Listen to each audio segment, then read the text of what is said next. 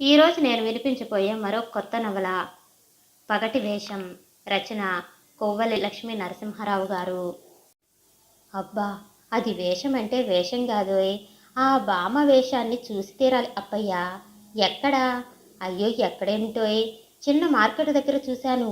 నొక్కు నొక్కుల జుట్టుతో వాలుజడ, వాయులు పరికిని, ఆ పైన వలివాటు, మురిడీలు, గొలుసులు, జడగంటలు, నాగరము, కాళ్ళకు గజ్జెలు.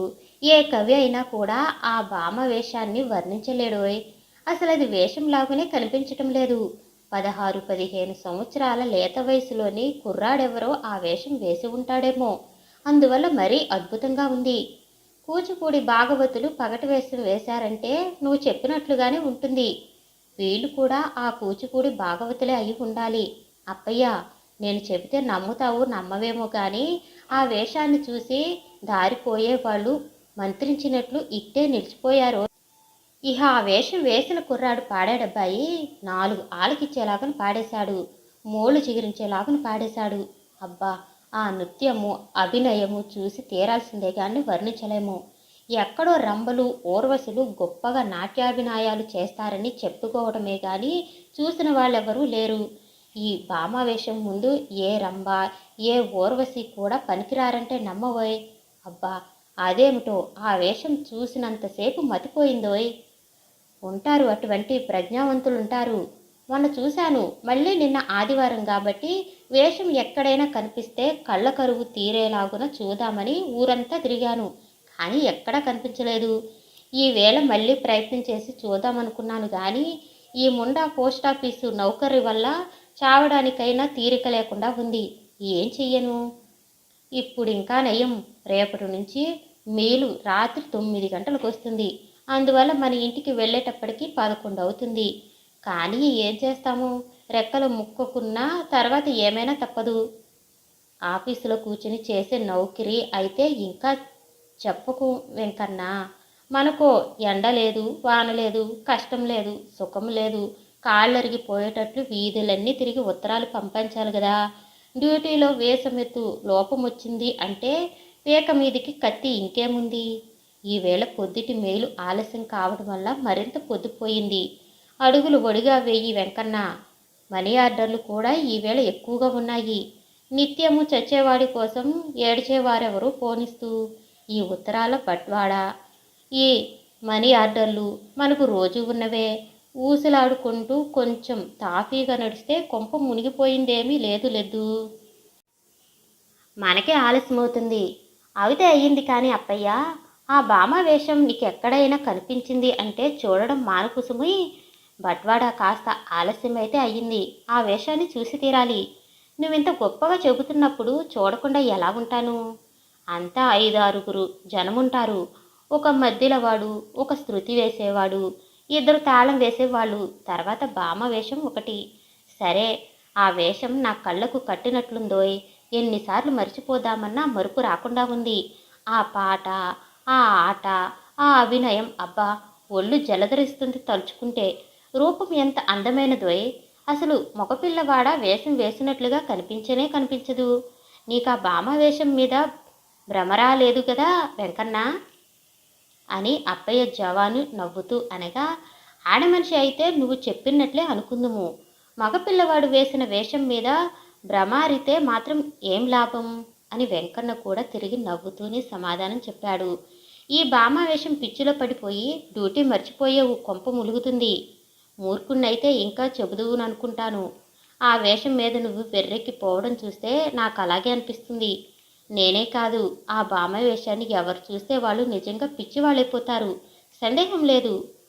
ఆ ఇద్దరు ఆ విధంగా పోస్టాఫీసు దగ్గర నుంచి ఆ ఊసు ఈ ఊసు ఆడుకుంటూ పెద్ద రోడ్డు మోగుదాకా వచ్చారు. అక్కడ విడిపోయి ఇద్దరు చెరో మార్గాన వెళ్ళిపోయినారు ఉత్తరాలు బట్వాడా చేయటానికి. వెంకన్న పోస్ట్మ్యాన్ ఉద్యోగం చేస్తూ నెలకు 25 రూపాయల జీతమును తెచ్చుకుంటున్నాడు. అధికారులు ఇతనికి వయసును బట్టి సంవత్సరానికి రూపాయి చొప్పున లెక్కగట్టి ఇస్తూ ఉన్నట్టుగా పోస్ట్మ్యాన్ వెంకన్నకు వయసు కూడా 25 సంవత్సరాలే. కాకి డ్రెస్సులోని అతని పచ్చటి శరీరం చూడముచ్చటగా ఉంది. కాకి షర్టు, ఆ పైన అటువంటిదే కోటు, కోటుకు తగ్గ ఈజారు, తలపాగా వీటితో మనిషి చాలా గంభీరంగా ఉంటాడు. కాకి కోటు మీద వెండి బొత్తాలెప్పుడూ కొత్తగా మిలమిలా మెరుస్తుంటాయి. మిగిలిన పోస్ట్ మ్యాన్ అందరికంటే వెంకన్న ఎప్పుడూ నీటుగా ఉంటాడు. తన డ్రెస్సును తానే ఎప్పటికప్పుడు ఉతుకుంటాడు. అధికారులు ఇచ్చిన డ్రెస్సులు గాక అతనికి ఇంకా మరికొన్ని డ్రెస్సులు అతను స్వయంగా కుట్టించుకున్నాడో తెలియదు కానీ అతని దుస్తులు ఎప్పుడు చూసినా నీటుగానే ఉంటాయి. అంతేకాకుండా పోస్ట్ మ్యాన్ వెంకన్న డ్యూటీలో అతి ఖచ్చితం. మనీ ఆర్డర్లు బట్వాడా చేసినప్పుడు కూడా మామూలు పుచ్చుకోడని, దసరాలకు ఎవరి దగ్గరకు వెళ్ళి చెయ్యి చాచడని అందరూ చెప్పుకుంటారు. ఈ కారణాల వల్ల అధికారులకు కూడా పోస్ట్ మ్యాన్ వెంకన్న అంటే మంచి అభిమానం ఉంది. అతనికి ఇప్పటికీ 7-8 సంవత్సరాల సర్వీస్ ఉంది. ఈ సర్వీసులో అతనికి ఒక బ్లాక్ మార్కు కానీ ఒక ట్రాన్స్ఫర్ కానీ లేదు. అందు అందుకతనిపై అధికారులకు గల అభిమానము అతని ఖచ్చితమైన సర్వీసు కారణమని పోస్టలు జవానులందరూ అనుకుంటూ ఉంటారు. పోస్ట్ మ్యాన్ వెంకన్న కొంతవరకు చదువుకున్నాడు కూడా అవటం వల్ల అతడు క్రమంగా క్లార్కు పదవిలోకి కూడా రాగలడని ఆఫీసులోని వాళ్ళందరూ అనుకుంటూ ఉంటారు. వెంకన్న ఆఫీసులోని పెద్ద మాస్టారు మొదలుకొని చిన్న గుమస్తా వరకు అందరికీ తలలోని నాలుక. ఎవరింట్లో శుభకార్యమైనా ఎవరికే కష్టం వచ్చినా ముందుగా వెంకన్న ఆదుకుంటాడు. అంతా తన బోంది తన ఇల్లు అనుకుని కష్టపడి అందరి వల్ల మెప్పును పొందుతూ ఉంటాడు. వెంకన్న ఇంగ్లీషును టక్కగా మాట్లాడతాడు, గొప్పగా రాస్తాడు. దీన్ని బట్టి అతడే స్కూల్ ఫైనల్ వరకు అయినా చదువుకున్న వాడేనని, అంతకంటే వేరు ఉద్యోగం ఏది దొరకపోవటం వల్ల ఆ పోస్ట్ మ్యాన్ నౌకరికి కుదురుకున్నాడని అతన్ని తెలిసిన వాళ్ళు చెప్పుకుంటూ ఉంటారు. వెంకన్న, నీకు పెళ్ళి అయిందా అని ఎవరైనా అడిగితే అతడు పెదవి విరిచి ఎంతో నిస్సుతో కాలేదని, ఇక పెళ్లి చేసుకునే ఉద్దేశమే తనకు లేదని చెబుతాడు. కానీ అతడు తన కళత్రమును గురించి అంత నిరుత్సాహముగా ఎందుకు మాట్లాడతాడో మాత్రం ఎవరికీ తెలియదు. పెళ్లి మాట ఎత్తినప్పుడల్లా అతని మనసుకు కష్టం కలుగుతూ ఉంటుందని తెలుసుకున్న వాళ్ళు మాత్రం మా విషయము నెత్తి అతని మనసుకు కష్టమును కలిగించరు. ఈ విషయం ఎరుగని వాళ్ళు మాత్రముడప్పుడప్పుడు అతన్ని పెళ్లి విషయం అడిగి అతని మనసుకు నొప్పిని కలిగిస్తూ ఉంటారు. నెలకు 25 రూపాయల జీతమును తెచ్చుకుంటూ ఉన్న గవర్నమెంటు నౌకరు గదా, పెళ్లి చేసుకోకుండా ఉన్నాడేమా అని అందరూ అనుకుంటారు. కానీ ఆ విషయమై అతని మనసులో ఏముందో మాత్రం ఎవరికీ తెలియదు. వెంకన్న తండ్రి మిలిటరీ ఉద్యోగం చేసి కొంత ఆస్తిని కూడా సంపాదించి పింఛని కూడా పుచ్చుకున్నాడు. పింఛని పుచ్చుకున్న 4-5 సంవత్సరాలలో అతడు కాలధర్మము నందాడు. ఇప్పుడు వెంకన్నను ముసలి తల్లి తప్ప ఇంటి దగ్గర ఇంకెవ్వరూ దక్షత లేరు. వెంకన్న తల్లి వీరమ్మ కొడుకును పంచ ప్రాణాలతోనూ చూసుకుంటూ ఉంటుంది. కొడుక పోస్టాఫీసు నౌకరీ చేసేసి రాత్రి 10 గంటలకో 11 గంటలకో ఇల్లు చేరుకునేటప్పటికి ఆమె ఉడుకు నీళ్లు పెట్టి ఉంచి కొడుకు వాటితో స్నానం చేయించి అతని కోసం వండిన మంచి మంచి కూరలతో అన్నం పెడుతూ ఉంటుంది. ఆ భోజనానంతరం అతడెప్పుడైనా తల్లితో కాసేపు ఊసలాడితే ఆడతాడు. లేకపోతే ఎక్కడ కూర్చున్న వాడక్కడే పడుకుని నిద్రపోయి పగలస్తమానము పడ్డ శ్రమను మర్చిపోతాడు. ఇది వెంకన్న సమాచారం. పోస్టు జవాన్లందరిలోకి వెంకన్నకు అప్పయ్య రెడ్డికి ఎక్కువ స్నేహం. ఒకరి ఎందు మరొకరికి అభిమానం కూడా జాస్తి. ఆనాడు వెంకన్న చెప్పిన మాటలనే అప్పయ్య రెడ్డి తర్వాత మార్గంలో మళ్ళీ మళ్ళీ తలుచుకోవడం మొదలుపెట్టాడు. వెంకన్న ఎప్పుడూ నాటకాలకు సినిమాలకు వెళ్ళడు. అటువంటి వాటి అంద అతనికి సరదా కూడా లేదు. ఏదో పగటి వేషాన్ని గురించి ఇంత గొప్పగా చెబుతాడేమిటి? ఇంతకు ముందే నాటకము కానీ సినిమాకు కానీ చూడకపోవటం వల్ల తన కప్రయత్నంగా ఔపించి భామావేశాన్ని చూసి ఇంతగా ఆశ్చర్యపోయి ఉంటాడు. అంతకంటే అందులో ఆధిక్యత ఏమీ లేదు. ఇంతకుముందు నేనెన్ని పగటి వేషాలు చూసి ఉండలేదు, ఎన్ని భాగవతాలను చూసి ఉండలేదు. నాకెప్పుడైనా ఆశ్చర్యం కలిగిందా? అవును, ఎప్పుడూ చూడని వాడటం వల్ల వెంకన్న ఆ ఒక్క వేషమును గురించి ఇంత గొప్పగా చెబుతున్నాడు. పాపం వెంకన్న అమాయకుడు. ఇప్పటి కారు మనుషుల్లాగా కృత్రిమాలను మోసాలను ఎరుగనివాడు. అందుకని ఏదో పగటి వేషమును చూసి అంతగా మురిసిపోతున్నాడు. అతనికి సరదా తీరేలాగున ఆ పగటి వేషం మరో మారైనా కనిపిస్తే బాగుండును. ఎన్నడూ ఎరుగని వాళ్లకు దేని ఎందైనా అభిరుచి కలిగింది అంటే అది బ్రహ్మాండంగా కలుగుతుంది. ఆ పగటి వేషాన్ని గురించి చెబుతుంటే వెంకన్న అదేమిటో ఉద్రేకమును పొంది ఆనందమును అనుభవిస్తున్నాడు. ఎందుకు ఆ పగటి వేషం నాకు కూడా ఎక్కడైనా కనిపించింది అంటే పని చెరుపుకుని అయినా వెంకన్న వార్డులోకి వెళ్ళి అతన్ని తీసుకొచ్చి అతనికి ఆనందమును చేకూరుస్తాను అని అయ్యప్పరెడ్డి వెంకన్నను విడిపోయిన అనంతరం తనలో ఆలోచించుకుంటూ ఉత్తరాలు పంచడానికి వెళ్ళిపోయినాడు. రాత్రి చేసిన మజ్జిగ ఉంది, గిన్నె తెచ్చుకో బుల్లి అని వీరమ్మ అంటే, ఎందుకులే అమ్మా, ఈ పూటకు మా భోజనాలైపోయినాయి, రాత్రికి పోదువు గాని అని పిల్ల సమాధానం చెప్పి వెళ్ళిపోతూ ఉంటే, కూర్చోవు, అప్పుడే వెళ్ళిపోతావా అని వీరమ్మ ఆమెను అడిగింది. ఎందుకో కేకేశారని వచ్చానమ్మా, పోతాను, పని ఉంది, ఎందుకు పిలిచారు అని ఆ పిల్ల తిరిగి అంది. అబ్బే ఏమీ లేదు, రాత్రి చేసిన కమ్మని మజ్జిగ ఉంది కదా, నీకు పోదామని పిలిచాను. మీకు పాడి ఉందండమ్మా? ఒక ఆవుంది మా ఇంట్లో, అయినా తాగేవాళ్ళు 10 మంది లేరు. నేను నా కొడుకును నిన్ను కూడా కూర్చుంటావని పిలిచాను. కూర్చున్నావుగావు, మజ్జిగ వద్దకపోతే అదే పోయేనులే, కాసేపు కూర్చోబెడుదువు గాని, ఎండవేళ ఏం పని ఉంటుంది? ఏమిటో నాకు ఆడపిల్లలు లేని కారణం వల్ల నీలాంటి పిల్లలను చూస్తే ముచ్చటగా ఉంటుంది, కాసేపు కూర్చుందు అని వీరమ్మ బలవంతం చేయటం వల్ల ఆ పిల్లకు కూర్చోక తప్పింది కాదు. అక్కడున్న చాప మీద ఆమె కూర్చుంది. నిన్న నీ కథ కొంతవరకు చెప్పావు, తర్వాత ఏమైందో చెప్పువు. నువ్వు సవతి తల్లి మూలంగా చాలా చాలా కష్టాలు పడ్డావుగా చెప్పావు. ఉంటారమ్మా, ఉంటారు. ప్రపంచంలో ఎటువంటి క్రూరులైనా ఆడవాళ్ళైనా ఉంటారు. మీ నాయన 3వ పెళ్ళాన్ని 2000 రూపాయలకు కొన్నాడని చెప్పావు, అవునా? చెప్పాలంటే నా కథ ఎంతకాలం చెప్పినా తరగదులేండి బామ్మగారు. అదేమిటో నా కథ వినటానికి మీకంత ఉత్సాహం ఎందుకో నాకు తెలియదు. ఏదో పెద్దదాన్ని కోరని చెబుదు. నన్ను కన్న తల్లి నా 7వ ఏటనే పోయిందని చెప్పాను కదండి. అవునవును, తర్వాత చెప్పు. మా నాయనకప్పుడు 50 సంవత్సరాలకు తక్కువ ఉండవు. ఆయన తన 40వ ఏట మా అమ్మను 2వ భార్యగా పెళ్లి చేసుకున్నాడు. అంతకు ముందే ఆయన మొదటి భార్య పోవడం జరిగింది. అందువల్ల అతడు మా అమ్మను 2వ పెళ్లి చేసుకున్నాడనుకోండి. 10 సంవత్సరాల కాలం పాటు భర్తతో కాపురం చేసి అనంతరం మా అమ్మ కూడా కాలం చేసింది. మా అమ్మ పోయేటప్పటికి నాకు 8 సంవత్సరాలు. మా అమ్మ బ్రతికి ఉండగానే నాకు అభము శుభము తెలియని అజ్ఞాన దశ అయినప్పటికీ ఏదో సంబంధం కలిసి రావటం వల్ల నాకు పెళ్లి కూడా చేసేసింది. నాకు పెళ్లి అయిన సంవత్సరంలోనే మా అమ్మ 2వ కాన్పు వచ్చి ప్రసవించలేక స్వర్గస్థురాలయ్యింది. అప్పుడు మా నాన్నగారే 50 ఏళ్ల ముది వయసులో ఉన్నప్పటికీ ఆయనకు సంసార సౌఖ్యాలపై ఆశపోలేదు. అయితే ఆయన వృద్ధాప్యంలో 3వ పెళ్లికి పిల్లనెవరిస్తారు? మా నాయనకు అప్పటికి స్థితిగతులు బాగానే ఉన్నాయి. 25-20 ఎకరాల వ్యవసాయం, దానికి తోడు గ్రామ మునసబు. అందువల్ల చాలినంత స్థితికి తగ్గ పలుకుబడి ఉంటుండేది. కాపు కులానికి కంతటికి మా నాయన పెద్ద, రైతు జనాలకందరకు నాయకుడు.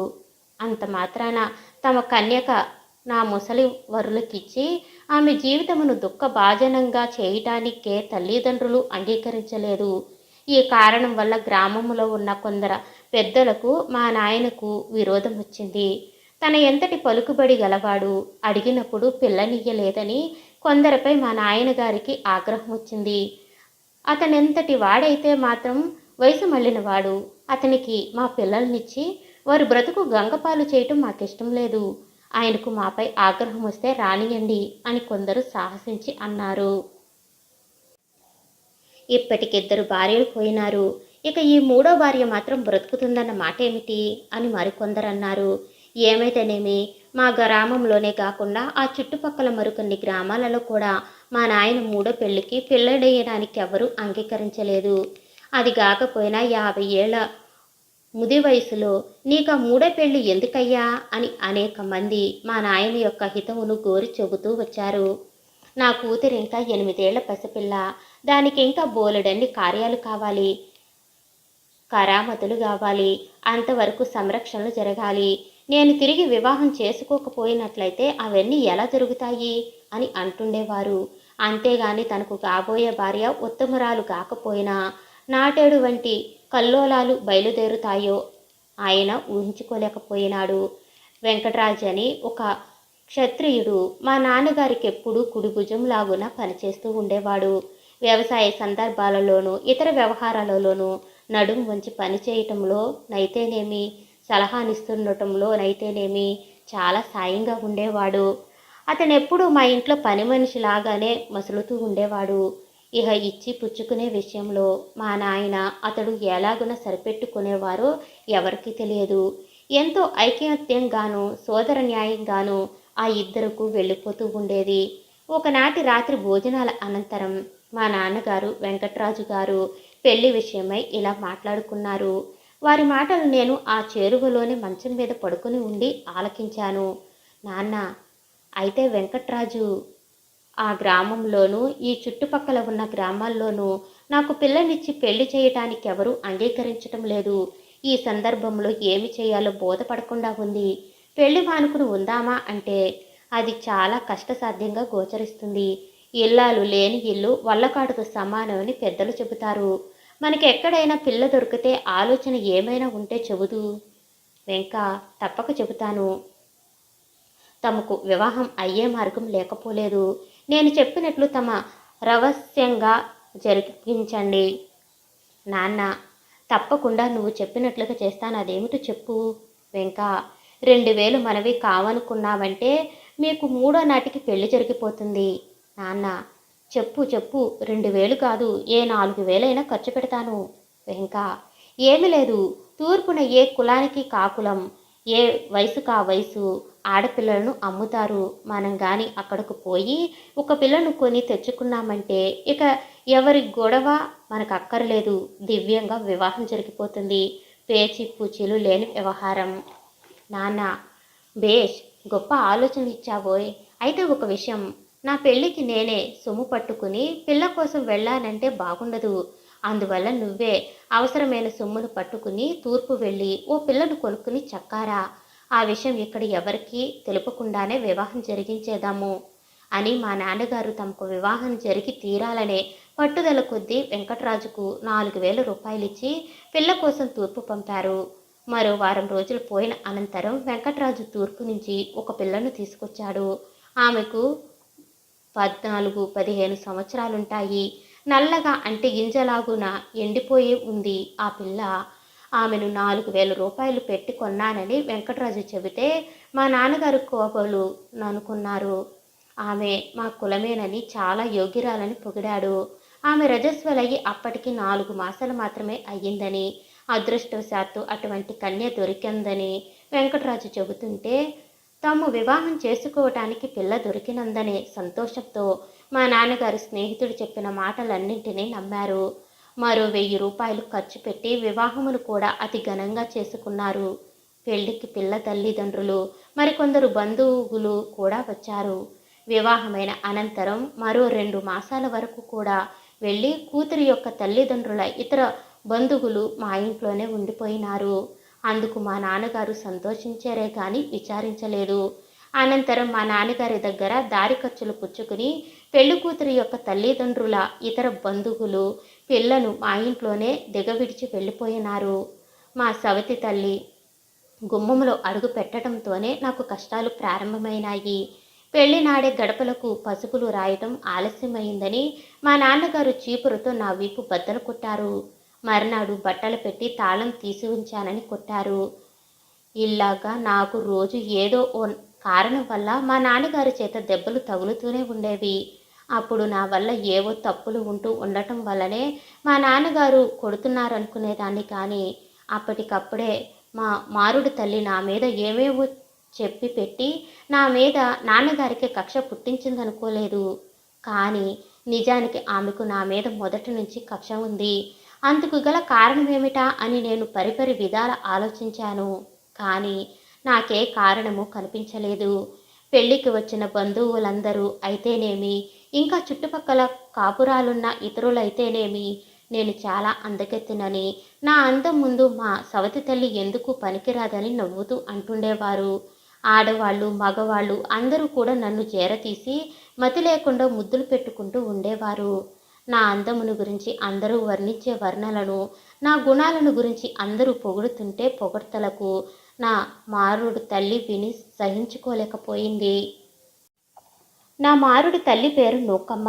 ఆమెకు పెళ్లి రోజుల్లో నా పైన కలిగిన అసూయత క్రమక్రమంగా కక్ష క్రింద మారింది. 8 ఏళ్ల అజ్ఞాన దశలో ఉన్న నాకిన్ని విషయాలు వెంటనే ఎలా తెలుస్తాయి? క్రమంగా తెలుసుకోలేకపోలేదనుకోండి. పెళ్లి అయిపోయిన అనంతరం కూడా మా ఇంటికొచ్చిన చిన్న పెద్దలు, స్త్రీ పురుషులు అందరూ కూడా నా చక్కదనమును చూసే మురిసిపోతుండేవారు. నా అందమును గురించే వర్ణించేవారు. ఈ విషయమును నూకమ్మ భరించలేకపోయేది. అందరూ నా అందాన్ని గురించి, నా గుణాలను గురించి చెప్పుకుంటుండేటప్పుడు మూతి ముడుచుకునేది. ఒక్కొక్కప్పుడు అక్కడ నుంచి వెళ్ళిపోయేది కూడాను. ఆమె అసూయ పడుతుందన్న విషయాన్ని తెలుసుకుని ఉండి నన్ను కూడా అందరూ నా చక్కదనాన్ని గురించి వర్ణించడము, నన్ను చేరదీసి ముద్దులు పెట్టుకుండడము, నాకు తినడానికి ఏమైనా పెడుతుండటము మానేవారు కారు. మా పిన్నికి నేను భయపడాలి గాని ఊళ్ళో వాళ్ళందరూ ఎందుకు భయపడతారు బాలమ్మ గారు? ఈ విషయమును గురించి మా నాన్నగారు ఏమనుకునేవారో తెలియదు గాని వెంకటరాజు మాత్రం నన్ను చూసినప్పుడల్లా కళ్ళల్లో నిప్పులు పోసుకుంటుండేవాడు. గసురుకొని అవతలకు పొమ్మంటుండేవాడు. నా చక్కదనాన్ని మెచ్చుకుని తన చక్కదనాన్ని మెచ్చుకోవటం లేదని, నా గుణాలను పొగిడి తన గుణాలను పొగడడం లేదని అసూయ కలగడం మా పిన్నికి సహజమే. కానీ వెంకటరాజు కూడా ఎందుకు నాపై క్రోధం కలగాలో నాకు మొదట్లో అర్థమయ్యేది కాదు అని ఆ పిల్ల ఇంకా చెప్పబోతూ ఉంటే, అవును, అతనికి నీ మీద ఆ క్రోధం ఎందుకు అని వీరమ్మ తిరిగి ఆశ్చర్యంగా అడిగింది. కానీ ఇంతలో ఎవరో పిలవటం వల్ల ఇకనేమీ చెప్పకుండా అప్పటికామె వీరమ్మ దగ్గర సెలవు తీసుకుని మర్నాడు వస్తానని చెప్పి వెళ్ళిపోయింది. అప్పటికి మెయిలు వచ్చి 1 గంట అయ్యింది. నెల్లూరు పెద్ద పోస్టాఫీసులోని ఉత్తరాల బంట్రోతులందరూ ఒక పెద్ద బల్ల చుట్టూ నిల్చుని ఉత్తరాలు పంచుకుంటున్నారు. అందులో పోస్ట్మెన్ వెంకన్న కూడా ఉన్నాడు. ఆఫీస్ అంతా చాలా హడావిడిగా ఉంది. ఆ సమయంలో వెంకన్న చెవుల్లో మధ్యలో చప్పుడు, తాళాల ధ్వనులు వినిపించాయి. వెంటనే అతని మతిపోయినట్లయింది. అదిగో ఎక్కడో పగటి వేషం జరుగుతుంది. అది భామా వేషం అయి ఉంటుంది. ఇప్పుడు ఎలాగా? ఈ పోస్టాఫీసు నౌకరి ప్రాణం మీదకి వచ్చింది. ఇప్పుడు ఎలాగ వెళ్ళటం అని అతడు తనలో కంగారు పడ్డాడు. ఒకసారి యువతలకొచ్చి మధ్యలో చప్పుడు వినిపించిన దశకు చెవులు నిగీడించి విన్నాడు. క్రమంగా ఆ చప్పుడు దూరమైపోతుంది. ఆ పగటి వేషం వాళ్ళు దూరంగా పోస్టాఫీసు వైపు రావడం లేదని అతడు కంగారు పడ్డాడు. కాలు కాలిన పిల్లిలాగున అతడు లోపల నుంచి వెలుపలకు, వెలుపల నుంచి లోపలకు 4-5 సార్లు తిరిగాడు. కానీ అతనికి ఇంకా ఆ పోస్టాఫీసులో కాలు నిలిచింది కాదు. ఏమైనా సరే ఆ పగటి వేషం దగ్గరకు వెళ్లాలన్న బుద్ధి అతనికి తట్టింది. క్షణంలో అతడందుకో ఉపాయమును ఆలోచించాడు. చేరువలో ఉన్న మరో పోస్ట్మ్యాన్ అప్పయ్య రెడ్డి చెవిలో, అప్పయ్య రెడ్డి, కడుపు నొప్పి చాలా ఎక్కువగా వచ్చింది. ఇప్పుడు తిరిగి వస్తాను గాని ఈలోపుగా నా బీటుకొచ్చిన ఉత్తరాలను నువ్వు అందుకుంటూ ఉండు అని చెప్పాడు. సరే అయితే త్వరగా రా అని అప్పయ్యరెడ్డి చెప్పటమే తడువుగా వెంకన్న 2 అడుగుల పోస్టాఫీసు అవతలకు వెళ్ళి పడిపోయినాడు. వడిగా నడవటంలో అతని మనసుకు తృప్తి కలగలేదు. మధ్యలో చప్పుడు వినిపించిన దశకు పరుగులెత్తటం మొదలుపెట్టాడు. కొంతసేపు పరిగెత్తేటప్పటికీ అతనికి ఆయాసం వచ్చింది. అందువల్ల కొంచెంసేపు నడిచి తిరిగి పరిగెత్తాడు. ఈ విధంగా నడక పరుగు నడకగా అతడు కొంతసేపు వెళ్ళేటప్పటికీ పగటి వేషం ఒకచోట మేళం వేస్తుంది. వెంకన్న హృదయానికిప్పుడు తృప్తి కలిగింది. పరిగెత్తి రావటం వల్ల ఒగుర్చుకుంటూ జనాన్ని తోసుకుని ముందుకు వెళ్ళి ఒగుర్చుకుంటూ నిల్చునున్నాడు. అదొక కాఫీ హోటలు. అంతకు ముందే కాఫీకొచ్చిన జనంతో ఆహాలంతా కిటకిటలాడుతుంది. దానికి తోడు ఈ భామావేషం రావటంతోనే దానిని చూడటానికి మరికొంతమంది మూగారు. భామావేషం కూర్చుని అతి శ్రావ్యంగా జావళిని పాడుతూ అభినయం పడుతుంటే అక్కడి వాళ్ళందరూ సమ్మోహితులైనట్లుగా నిర్ఘాంతపోయి చూస్తున్నారు. ఇక వెంకన్న సంగతి చెప్పనే అక్కర్లేదు. అతడి ప్రపంచమునే మరిచి ఆ భామా కలాపంలో తన్ముడై నిల్చున్నాడు. అభినయం చేస్తున్న ఆ భామావేషం వెంకన్న వైపోసారి క్రీగంట చూసింది. దానితో తన జన్మ తరించిపోయిందనుకుని మురిసిపోతున్నాడు వెంకన్న. అలాగున ఎంతసేపు జరిగిందో అతనికి తెలియదు. కొంతసేపటిగా కాఫీ హోటలు ప్రొప్రైటరు ఏదో ఇచ్చి పగటి వేషగాళ్లను సత్కరించటంతోనే వాళ్ళ స్థలమును విడిచిపెట్టి ప్రక్క దుకాణం దగ్గరకు వెళ్లారు. వెంకన్న కాళ్ల తనకి తెలియకుండానే అతన్ని ఆ భామావేషంలో తీసుకుని పోయినాయి. ఆ పక్క కొట్టు దగ్గర నుంచి మరో కొట్టు, ఆ కొట్టు దగ్గర నుంచి ఇంకో కొట్టుకు, ఇలాగా పోస్ట్ మ్యాన్ తన ముందు సంగతినే కాకుండా అసలు ఈ ప్రపంచమునే మరిచి భామావేశం వెంటబడిపోయి వాళ్ళెక్కడ ఆగితే తాను కూడా అక్కడ ఆగుతూ, వాళ్ళెక్కడికి వెడితే తాను కూడా అక్కడకు వెళుతూ బ్రహ్మానంద పరుసుడై పోతున్నాడు. ఇంతలో అప్పయ్య రెడ్డి అతన్ని వెతుక్కుంటూ అక్కడికే వచ్చి, వెంకన్న, నీకేమైనా మతిపోయిందా ఏమిటి? అవతల సర్కారు డ్యూటీ వదిలేసి ఇక్కడ భామా కలాపం చూస్తున్నావా అని ఆశ్చర్యంతోనూ కోపంతోనూ అన్నాడు. ఆ నువ్వు కూడా సమయానికి వచ్చావు. నేను ఇదివరలు నీతో చెప్పిన భామావేశం ఇదే. చూసావా ఎంత మనోహరంగా ఎంత రమ్యంగా ఉందో అన్నాడు. చాలు, తా చెడ్డ కోతి వనమల్లా చేరిందట. ఇటువంటి భామావేశాలను చాలా చూశాను. నీ మూలంగా నాకు కూడా ఆలస్యమైపోయింది. ఇవిగో నీ ఉత్తరాల కట్టను నువ్వు తీసుకో. కోపడుకు అప్పయ్యరెడ్డి. చాలే, ఇంకా కోపడుకంటావు. సర్కారు వారి నౌకరి అనుకున్నావా, మజాకా అనుకున్నావా? కాస్తంత హెచ్చుతగ్గులు వచ్చాయంటే చేతుల కరదండాలు పడిపోతాయి. ఇంకా లేవేం అని అంటూ అప్పయ్యరెడ్డి వెంకయ్యను చెయ్యి పట్టుకుని యువతలకి లాక్కొచ్చి, ఇంకా తొందరపడకేం, కడుపు నొచ్చిపోచ్చిందంటే కామోసు నలుకొని నీ ఉత్తరాలైతే అందుకున్నాను. మనీ ఆర్డర్లు బీపీలు ఎవరు పుచ్చుకుంటారనుకున్నావు? నాగమ్మ, ఇంతకాలం నుంచి సర్వీసు చేస్తున్నావు, నీకు ఈ మాత్రం తెలీదు? అవతల సర్కారు వారి డ్యూటీ కంటే నీకు ఈ పగటి వేషం ముఖ్యమయ్యిందా అని అప్పయ్యరెడ్డి 4 పెట్టడంతోనే వెంకన్నకప్పుడు బాహ్య జ్ఞానం కలిగింది. తాను చేసింది చాలా తప్పని అతనికప్పుడు మాత్రమే తెలిసింది. అప్పయ్యరెడ్డి ఇచ్చిన ఉత్తరాల కట్టను అందుకున్నాడు. అయితే పోస్టాఫీసు వైపు అతనికి అడుగు పడటం లేదు. ఆ భామావేశాన్ని వదిలి వెళ్ళిపోవటానికి కాతని మనసు అంగీకరించటం లేదు. ఇంకా తటపటాయిస్తున్నావేం, త్వరగా ఆఫీసుకెళ్ళు, నౌకరి పూడిపోగలదు అని అప్పయ్యరెడ్డి తిరిగి గద్దించగా, ఇదిగో వెడుతున్నాను, ఈ భాగవతులతో ఒక్క మాట చెప్పనియ్యి అని అంటూ వెంకన్న అక్కడ మధ్యలో వాయిస్తున్న ఆసామి చెయ్యి పట్టుకుని లాగి, మీరింకా ఈ ఊర్లో ఎంతకాలం ఉంటారబ్బాయి అని అడిగాడు. ఉంటామండి బాబు అని మాత్రం అనేసి ఆ గొడవలో అతనితో ఇంకేమీ మాటలాడడానికి ఇష్టపడక ఆ మధ్యలో వాడు తిరిగి తన దూరంలో తాను మునిగిపోయినాడు. అప్పటి వెంకన్న చేష్టలన్నిటినీ చూస్తూ ఉన్న అప్పయ్యరెడ్డి ఆ భామవేషం మూలన వెంకన్నకు నిజంగా మతిపోయిందేమో అనుకున్నాడు. అతని పోస్టాఫీసుకు పంపే వరకు తృప్తిపడలేదు. వెంకన్న, నీకు మతిపోయిందా ఏమిటి? అవతల టైం అయిపోతుంది, ఇంకా ఇక్కడే తచ్చాడుతున్నావురా అని అంటూ అతను చెయ్యి పట్టుకుని పోస్టాఫీసు మార్గం వైపు కొంత దూరం సాగనంపి తర్వాత మాత్రమే తన దారిని తాను ఉత్తరాలు పంచడానికి వెళ్ళిపోతూ మార్గంలో, ప్రపంచంలో ఇటువంటి మూర్ఖులుంటారు కాబోలు. పగటి వేషాలంటే ఈ వెంకన్నగాడికి ఎంత వెర్రి, కడుపు నొప్పిగా ఉందంటే నిజమే కాబోలని వెళ్ళమన్నాను. వీడికి ఇటువంటి పిచ్చి ఉందని తెలిస్తే అసలు వెళ్ళనీకనే పోదును.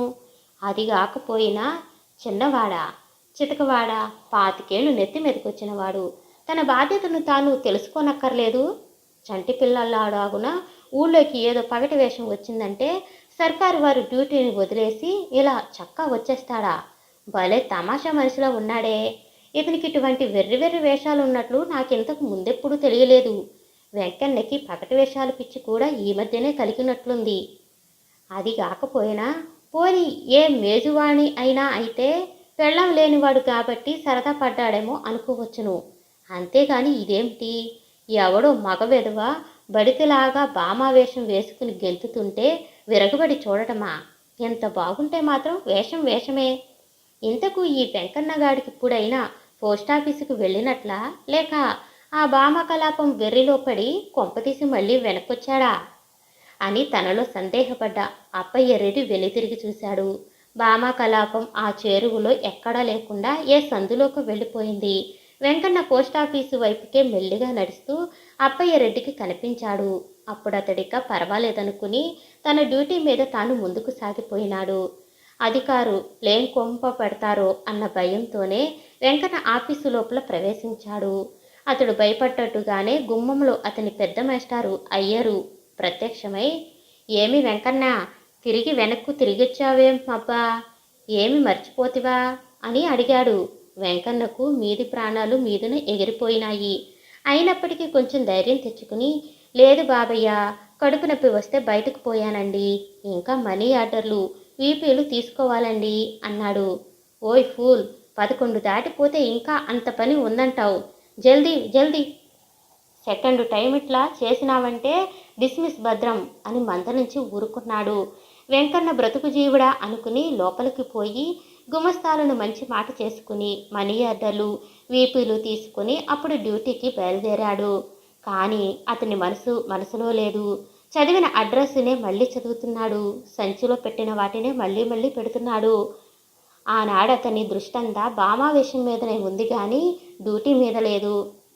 ఉత్తరాలు ఇయటం మధ్య మధ్య మర్చిపోతున్నాడు. ఒకళ్ళ ఉత్తరాలు ఇంకొకళ్ళకి ఇస్తున్నాడు. అతడు ఆ విధంగా ఆనాడు తనలో మహాయాతనను అనుభవిస్తున్నాడు. అప్పటికప్పుడు నౌకరికి రాజీనామా ఇచ్చి భామావేశం వెనకాల చక్కబోదామా అనుకున్నాడు. లేదా 10 రోజుల పాటు సెలవు పెట్టి ఆ పగటి వేషగాళ్లతో తిరుగుదామా అనుకున్నాడు. అయితే ఉద్యోగానికి రాజీనామా ఇస్తే తల్లి ఊరుకోదు. అవి ఇన్స్పెక్టరు జరుగుతున్న రోజులు కాబట్టి సెలవులియ్యరు. అందువల్ల అతడు అనుకున్న 2 విధాలు కూడా జరగలేదు. అప్పుడు ఇంకా విధి లేదన్నట్లుగా ఉత్తరాలు పంచిపెట్టడానికే బయలుదేరాడు. మార్గంలో ఆ బామేవేషం ఎక్కడైనా కనిపిస్తుందేమోనని మహా ప్రయత్నం చేశాడు. కానీ అతనికి ఆ పకటి వేషగాళ్ళు తిరిగి ఎక్కడా కనిపించలేదన్నాడు. పురుషుడు స్త్రీ వేషం వేసి అంత గొప్పగా అభినయం చేయడం ఎక్కడా చూడలేదు. ఆ నేర్పు వాడికి భగవంతుడే ప్రసాదించి ఉండాలి. వేషం మట్టుకు వేషమో, మగవాడిని పోల్చుకోవటానికి ఎక్కడా వీలు లేకుండా ఉంది. భామావేశం అంటే అలా ఉండాలి. ఏమైతే నేం లాభం, కరువు తీరా చూడలేకపోయినాను. పోనీ 1 రూపాయి డబ్బులిచ్చి వాళ్ళ విద్యను గౌరవిద్దామనుకున్నాను. అది సాగలేదు. నక్షత్రకుడిలాగా ఈ అప్పయ్య రెడ్డి వచ్చి చెయ్యి పట్టుకుని లాగేస్తే ఇంకేమి చేసేది? ఇప్పుడైతేనేం వాళ్ళింకా ఉంటారుగా అని ఆనాడు డ్యూటీ చేసినంతసేపు వెంకన్న ఆ భామావేశాన్ని గురించే తలుచుకున్నాడు. సత్యభామలాగా మా బాగా ఉంటావు సుమి పిల్లా నువ్వు. అయితే నీ పేరేమిటి అని వీరమ్మ అంటే, పోనీ అలాగే పిలవండి తప్పేముంది అని ఆ పిల్ల అంది నవ్వుతూను. నీకు మధ్యాహ్నం అప్పుడే కాస్త తీరుబడి కాబోలు. అవునండి బామ్మగారు. అసలు మీదే ఊరు? ఈ నెల్లు కాపురం వచ్చి ఎంతకాలం అయ్యింది? మేము ఈ నెల్లూరు కాపురం వచ్చేయలేదండి. ఒక ఊరు నుంచి ఇంకో ఊరు సంచారం చేస్తూ ఉండడమే మా వృత్తి. అదేమిటి? నా కథ మీతో చెప్పడం మొదలు పెట్టానుగా తీరాను. శాంతంగా వినండి మరి, అప్పుడు మీకే తెలుస్తుంది మేము ఈ విధంగా ఒక ఊరు నుంచి మరో ఊరు ఎందుకు తిరుగుతున్నామో. అవును బామా, నువ్వు చెప్పిన మాట కూడా నిజమే. కథలో ఆఖరును చెప్పవలసిన విషయం మొదటినే చెప్పేస్తే కథలో రక్తి చెడిపోతుంది. అందువల్ల క్రమంగా చెప్పు. నిన్నెంతవరకు చెప్పావు? నువ్వంటే మీ నాయన 3వ పెళ్ళామైనా నూకమ్మకే కాకుండా మీ ఇంట్లో ఉండే వెంకటరాజుకు కూడా ఇష్టం లేదంటూ చెప్పుకొచ్చావు. తర్వాత విషయం చెప్పాలి. అయితే భోజనం అయ్యిందా? రాత్రి మజ్జిగ కోసం వస్తావేమో అనుకున్నాను. మళ్ళీ రానేలేదేం? మర్చిపోయినాను. దానికేంలేండి అని ఆమె తన కథను తిరిగి చెప్పటం మొదలుపెట్టింది. వెంకటరాజు అంటే మా నాయనకు అంతకు ముందు నుంచి కూడా చాలా గౌరవం. వివాహమైన తర్వాత ఆ గౌరవం మరింత ఎక్కువైంది. తనకెవరూ పిల్లనియనప్పటికీ వెంకటరాజు కాబట్టి ఎక్కడెక్కడో తిరిగి తనకు పిల్లను తీసుకొచ్చి తిరిగి తనొక్క ఇంటి వాడిని చేశాడని మా నాన్నగారి అతని యందు మరింత ఎక్కువ అభిమానం కలిగింది. మా నాన్నగారికి వివాహమైన అనంతరం కూడా వెంకటరాజు తరచూ మా ఇంట్లోనే ఉంటుండేవాడు. మా నాయనగారు ఏదైనా పని మీద పొరుగురు పెడితే వెంకటరాజును రాత్రులు మా ఇంట్లోనే పడుకోమని చెప్పి పెడుతుండేవాడు. మా పిన్ని నూకమ్మ వెంకటరాజు చాలా చనువుగా మాట్లాడుకునేవారు. దానిని బట్టి వెంకటరాజు మా పిన్నిని వివాహానికి పూర్వం నుంచి కూడా ఎరిగి ఉన్నవాడే అయి ఉంటాడని అందరూ అనుకునేవారు. వెంకటరాజు మా పిన్ని అంత చనువుగా ఉండడమును చూసి మా నాన్నగారు ఏమీ అనుకునేవారు కాదు. అందుకు మా నాన్నగారికి అతని ఎందుండే అభిమానమే కారణమని నేను అనుకుంటుండేదాన్ని. భార్య వచ్చిన తర్వాత మా నాయన నా మంచి చెడ్డల నసలే కనుక్కునేవాడు కాదు. మా పిన్నే నా యోగక్షేమంను చూస్తుంది అనుకున్నారో లేక నా మంచి చెడ్డలతో తమకు నిమిత్తం లేదనుకున్నారో, ఇక మా పిన్నికి నేనంటే పరమ అసహ్యమని లోకులందరూ నా అందచందాలను గురించి మంచి గుణాలను గురించి పొగుడుతూ ఉంటే ఆమె విని సహించుకోలేకుండా ఉందని ఇంతకు ముందే చెప్పాను. మా నాయన తణుకు గ్రామానికి మునసబుగా ఉండేవాడు కాబట్టి ఆ పని మీదనే ఓసారి కాకినాడ వెళ్ళి 2-3 రోజుల దాకా రాలేదు. మా నాయన ఊళ్ళో ఉన్నప్పుడే తిండి పెట్టక కొట్టి తిట్టి మా పిన్ని నన్ను నానా విధాలుగా హింసలు పెడుతుండేది. ఇక మా నాయన ఊళ్ళో లేనప్పుడిక చెప్పనే అక్కర్లేదు. సాధారణంగా ఇంట్లోకి కావలసిన నీళ్లు జారబోయడము, వెచ్చాలు తీసుకో రావడము మొదలైన పనులన్నీ పొద్దస్తుమానము నేనే చేసేదాన్ని. నా పనుల్లో ఎటువంటి లోటును లేకపోయినప్పటికీ అనవసరంగా ఏదో కారణము కల్పించుకుని కొడుతూ ఉండేది. ఆమె లోకువను బట్టి వెంకట్రాజు కూడా కొడుతూ ఉండేవాడు. ఎవరితో చెప్పుకోను, ఏమని చెప్పుకోను. కన్నతల్లిని కోల్పోయి ఆ సవతల్లి తల్లి పాల్పడబట్టి అంతగతి పట్టింది కదా అని నాలో నేను కుమిలి కుమిలి ఏడ్చేదానిని. ఇరుగు పొరుగు వాళ్లతోనైనా నా కష్టాలను గురించి చెప్పుకునేదాన్ని గాను. మా నాయన గ్రామంలో లేనప్పుడు ఒకనాడు పొద్దున్న చెద్దన్నం లేదంది. కాఫీ కాచి తాను తాగి వెంకట్రాజుకి ఇచ్చింది. మధ్యాహ్నం 12 గంటల వరకు కాలవ నీళ్లు చేరజూశాను. అప్పుడింక ఆకలికి ఉండలేకపోయినాను. పిన్ని, పొద్దుట చద్దన్నం కూడా లేదు, ఆకలవుతుంది, అన్నం పెట్టవా అని అడిగాను. అంతకంటే ఇంకేమీ అనలేదు సుమండి. అన్నం అన్నం అనే ఎప్పుడు ఏడుస్తావు, దరిద్రపు కొట్టుముండా. ఆకలి ముందు పుట్టింది, తర్వాత నువ్వు పుట్టావు.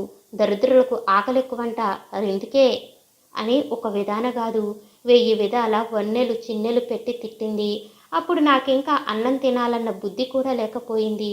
ఎదురుగుండా ఉంటే ఇంకా అలాగే తిట్టిపోస్తుందని ఆ పొరిగింటికి పోయాను. ఆ ఇంటి వాళ్ళు మా పిన్నిని నన్ను పెట్టే బాధలను గురించి గుచ్చి అడిగారు. కానీ ఇంటి గుట్టును నేనెవరికీ చెప్పదలుచుకోలేదు. నా ముఖమును చూసి అన్నం తిన్నావా అమ్మాయి అని అడిగారు. నేను తిన్నాననే చెప్పాను గాని తినలేదని చెప్పలేదు. మీ పిన్నికి వెంకట్రాజుకు సంబంధం ఉందని చెప్పుకుంటారు, నిజమేనా అమ్మాయి అని ఆ ఇంటావిడ నన్ను మెల్లగా బుజ్జగించి అడిగింది. 8 ఏళ్ల చిరుత ప్రాయంలో ఉన్నా నాకు అటువంటి గొడవలేమీ తెలిసేవి కావు. సంబంధం అంటే ఏమిటో అసలే తెలిసింది కాదు. నాకేమీ తెలీదు అని నేను ఆవిడతో చెప్పాను. కానీ ఆవిడ నా మాటను నమ్మలేదు. నాకు తెలిసి ఉండి కూడా చెప్పటం లేదని అభిప్రాయపడింది. నువ్వు చాలా గుట్టైన పిల్లవులే అంది. దానికి నేనేమి సమాధానం చెప్పకుండా అక్కడి నుంచి ఇంటికొచ్చాను. సాయంకాలం 3 అయిపోయింది. మళ్ళీ ఇంటి పనులు చేయకపోతే పిన్ని పట్టు కొడుతుందని భయం. నేనొచ్చేటప్పటికి ఇంటి తలుపులు దగ్గరగా నొక్కబడి ఉన్నాయి. నేను ఆ తలుపులను తోసుకుని ఇట్టే లోపలికి వెడితేను గదా మా పిన్ని వెంకట్రాజు ఒళ్ళో కూర్చుని ఉంది. అతడు ఆమెను ముద్దు పెట్టుకుంటున్నాడు. నాకప్పటి వాళ్ళ చర్యలేమీ అర్థం కాలేదు. మా పిన్ని వెంకట్రాజు ఆ పరిస్థితిలో ఉండగా చూడడం నాకదే మొదటిసారి. అయినా మనకెందుకని చూసి చూడనట్లు తల వంచుకుని వాళ్ళ ముందు నుంచే దొడ్లోకి వెళ్ళిపోతున్నాను. నన్ను చూసి చూడటంతోనే ఆ ఇద్దరు ఒకరి ముఖాలు ఒకరు చూసుకుని నవ్వుకుని దూరంగా తొలగిపోయినారు. అప్పటికే నేను గుమ్మం దాటి దొడ్డి ముఖం చేరుకున్నారు. దొంగముండ సమయానికి వచ్చింది అని వెంకట్రాజు అన్న మాటలు నాకు దొడ్లోకి స్పష్టంగా వినిపించాయి. తలుపు గడియ వేసుకోరు అని మా పిన్ని అన్న మాటలను కూడా నేను విన్నాను.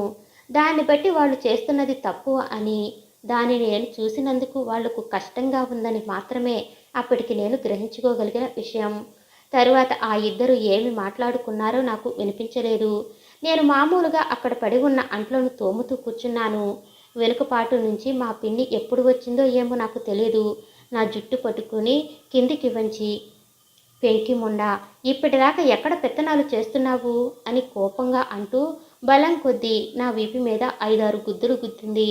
ఆ గుద్దులతో నేను భూమిలోకి కుంగిపోయి చచ్చిపోయినానే అనుకున్నాను.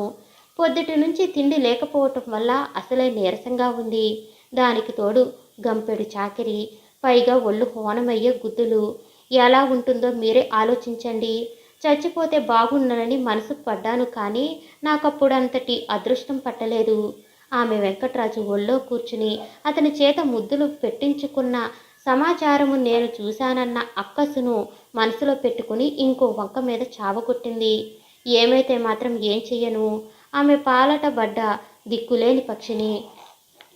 ఎంతకాలం అనుభవించాలో అంతకాలము అనుభవించాలి కదా అని మనసును రాయి చేసుకుని ఆనాటి పనులన్నిటినీ పూర్తి చేసుకుని మండుతున్న పేగులతో ఓ గదిలో చాపపరుచుకుని పడుకున్నాను.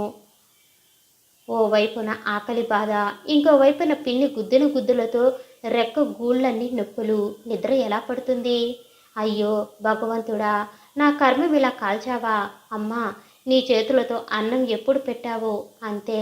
తరువాత కడుపు నిండిన అన్నం నాకొక్క రోజైనా లేకపోయింది కదా. నన్ను కూడా నీతో తీసుకుని పోయినట్లయితే నాకింత బాధ లేకపోయేది కదా. నాయన ఉన్నాడన్న మాటే గాని అతగాడికి నా అజా పజా కూడా అక్కర్లేకుండా పోయింది. ఎంతసేపు పిన్నికి చీరలు కొనిపెట్టడము, పిన్నికి వస్తువులు చేయించడము, పిన్నికి సంతోషపెట్టడమే తప్ప ఇంకా ఇతర ప్రపంచమే అక్కర్లేదు కదా. తన గర్భావాసాన పుట్టిన దానను తింటున్నానో తినడం లేదో అయినా కనుక్కోవడం మానేశాడు. ఈ పిన్ని వచ్చాక ఇంకేం చెయ్యను. వాళ్ళకు నేనెంత బరువుగా ఉంటే ఎక్కడనో అత్తవారున్నారంటారు, అక్కడికైనా పంపేస్తే బ్రతికిపోదును. ఇంతకు అంతా నా కర్మం అని వెక్కి వెక్కి ఏడుస్తూ పడుకున్నాను రాత్రి వరకును. అప్పుడైనా పిన్ని నన్ను పిలిచి అన్నం పెట్టలేదు. నా అంతట నేను అడిగితే మళ్ళీ కొట్టి చంపుతుందేమోనని భయం. ఏం చెయ్యను. పొడారిపోయి గుడ్లతో ఏడుస్తూ నిద్ర పట్టక అలాగే పడుకుండిపోయాను అని ఆమె అంతవరకు తన కష్టాల గురించి చెప్పేటప్పటికీ కష్టసుఖాలను వంటబట్టించుకున్న వీరమ్మకు కూడా కళ్ళనీళ్లు గిర్రున తిరిగాయి. కష్టాలు అనుభవించేవు తల్లి. నువ్వు చెప్పిన దానినంతటినీ వింటూ ఉంటే నా గుండె బద్దలైపోతుంది. అది నీకు బొత్తిగా ఏమీ తెలియని చిన్నతనమైపోయింది కానీ లేకపోయినట్లయితే మీ అత్తవారింటికి నువ్వే చక్కా పోయేదానివి. అదీగాక పోయిన మీ నాన్న కదేం బుద్ధి. ఇంట్లోని వెంకట్రాజును మరిగిన భార్య మహాపతివ్రత అనుకుని ఆమె మీద ఉండే మోహం కొద్దీ కన్న కూతురి క్షేమం కనుక్కోకుండా ఉంటాడా? అయితే అమ్మాయి, మీ సవతి తల్లి నిన్ను పెట్టే ఈ కష్టాలను గురించి ఎన్నడైనా మీ నాయనతో చెప్పుకున్నావా? చెప్పి ఉన్నట్లయితే ఒకవేళ అతడు భార్యను మందలించి నీ కష్టాలను తొలగించేవాడేమో అని వీరమ్మ అడగ్గా సత్యభామ తిరిగి ఇలా చెప్పింది. అయ్యో, మీకు తెలియదు. ఆ సంగతి కూడా చెబుతాను వినండి బామ్మగారు. మా పిన్ని కాపురానికి వచ్చిన కొత్తలోనే ఆమె నన్ను పెట్టే హింసలను గురించి మా నాయనతో చెప్పాను. నేను కూడా మీరు అనుకున్నట్లుగానే అనుకోవటం వల్ల మా పిన్ని నీ బాగు కోరేది. అది చెప్పినట్లుగా నువ్వు నడుచుకోకపోయినా దాని మీద నేరాలేవైనా మళ్ళీ ఎప్పుడైనా నాతో చెప్పినా నీ ఒళ్ళు హోనం చేస్తాను భద్రం అని కోప్పడ్డాడు. అప్పటి నుంచి తిరిగి ఎన్నడూ ఆ విషయాలను మా నాయన దగ్గర ఎత్తనలేదు. పిన్ని పెట్టిన బాధలన్నింటినీ అలాగే ఓర్చుకుంటున్నాను. పాపం. అవును, ఏం చేస్తావు? కన్న తండ్రికే నీ మీద దయలేనప్పుడిక నేముంది. తర్వాత ఏం జరిగింది? ఆ రోజంతా భోజనం లేదన్నమాట అని వీరమ్మ విషాదపూరిత హృదయంతో అడుగ్గానే సత్యభామ తిరిగి చెప్పటం మొదలుపెట్టింది. కొంపతీసి ఈ కుర్రముండగానే మన సంగతిని తండ్రితో చెప్పదు కదా. చెప్పి అది ఏ చెరువు నీళ్లు తాగుతుంది? ప్రాణం తీసేయను. చెబితే అతగాడు నమ్ముతాడంటావా? నూకడు. నమ్మడు. నువ్వంటే అతనికి అపరిమితమైన నమ్మకం. నేనన్నా అంతే. అవును కానీ నువ్వంటే నీ భర్తకు అనుమానం లేకపోలేదు. తానింటి దగ్గర లేనప్పుడు జాగ్రత్తగా కనిపెడుతూ ఉండవలసిందని, పరాయి మగవాళ్ళనెవరిని ఇంటికి రానియవద్దని నీ భర్త నాతో తరచూ చెబుతుంటాడు. అతనేమిటి, ఇటువంటి ముసలముండా కొడుకులందరూ అంతే. లేకపోతే 50 ఏళ్ల ముసలి ముద్దుకు మూడో పెళ్ళేమిటి? అందుకని బాగానే చేస్తున్నాముగా. చెయ్యక ఎవత్తి ఊరుకుంటుంది? ముసలి మొగుళ్ళను కలిగిన రెండో పెళ్లి పెళ్ళాలు, మూడో పెళ్లి పెళ్ళాలు అందరూ అంతే.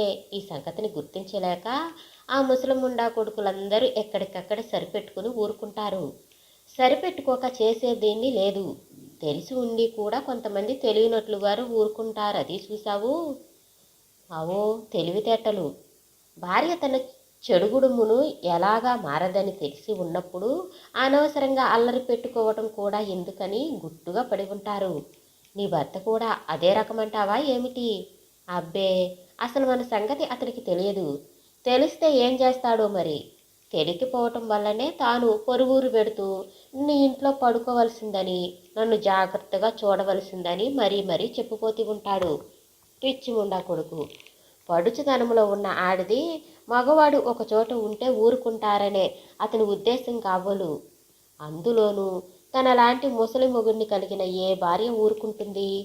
సొమ్ము పెట్టి భార్యనంటే కొన్నాడు గాని ఆమెను స్వాధీనం ఎలా చేసుకుంటాడు? ఏమని చెప్పావు? మర్చిపోయినావా? సొమ్మంటే పెట్టి అతడు నన్ను భార్యగా కొంటున్నాడు గాని ఆ ముసలి పేనుగు వల్ల నాకేమి సౌఖ్యం కలుగుదని, అందువల్ల నువ్వే నాకు సంసార సౌఖ్యమును కలిగిస్తూ ఉండాలని చెప్పలేదు. మర్చిపోయావా? అవునవును, మర్చిపోలేదు. జ్ఞాపకం వచ్చింది. అందుకనే కాదు నువ్వు చెప్పినట్లా చేస్తున్నాను. లేకపోతే ఇక్కడ వీడితో కాపురం ఎవరిది చేస్తుంది? బాగానే ఉంది కానీ ఈ కుర్రముండ వల్ల కానీ మరెవరి వల్ల కానీ అతనికి రహస్యం తెలిస్తే ఏమైనా ప్రమాదం సంభవిస్తుందేమోనని భయంగా ఉంది. నీకు అటువంటి భయమేమీ అక్కర్లేదు రాజు, నేనున్నాను, అన్నిటికీ భారం నాది. సరే గాని ఈ కుర్రముండ చూడు, సరిగ్గా సమయానికి తగులడింది. తలుపులు వేసుకోకుండా ఉండటం మనదే తప్పు. అవునులే, అంతవరకు అక్కడ ఏడ్చిన ముండ ఇంకాసేపు అవతల ఏడవకూడదు. ఏ కొంప మునిగిపోయినట్లు సరిగ్గా అది కూడా ఆ సమయంలోనే తగులుబడింది. అందుకనే గదు వీపు బద్దలు కొట్టాము, పొద్దుటి నుంచి తిండి లేకుండా ఎగరమార్చేశాము. అలా చెయ్యకపోతే అది అసలే మనం చెప్పిన మాట వినదు. దాని పదును నాకు తెలుసుగా. కొంపతీసి ఇప్పుడు కూడా అది మన మాటల్ని వినడం లేదు కదా. అబ్బే, దీపాలు పెట్టగానే పక్క గదిలో పడుకుని నిద్రపోయింది. మనకు దీని పీడ వదిలిపోతే ఇంకా స్వేచ్ఛగా ఉండును సుమా.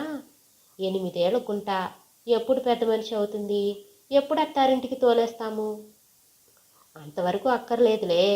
ఈ లోపుగానే పీడ మనకు వదిలిపోయేటందుకో మంచి ఆలోచన ఆలోచించాను. ఏమిటది? ఎందుకు అయిందాక చెప్పను. ఏదో దాని పీడ మనకెలాగైనా వదిలిపోయే ఉపాయం ఆలోచిస్తూ మధ్య మధ్య పానకంలో పుడకలాగున అడ్డుస్తూ ఉంది. ఎప్పుడు మనమిద్దరము కులాసాగా మాట్లాడుకుంటూ ఉన్నా, పరాసికలాడుకుంటున్నా ఈ కుర్రముండ ఎప్పుడు వచ్చేసి చూస్తుందో అన్న భయమే నాకు.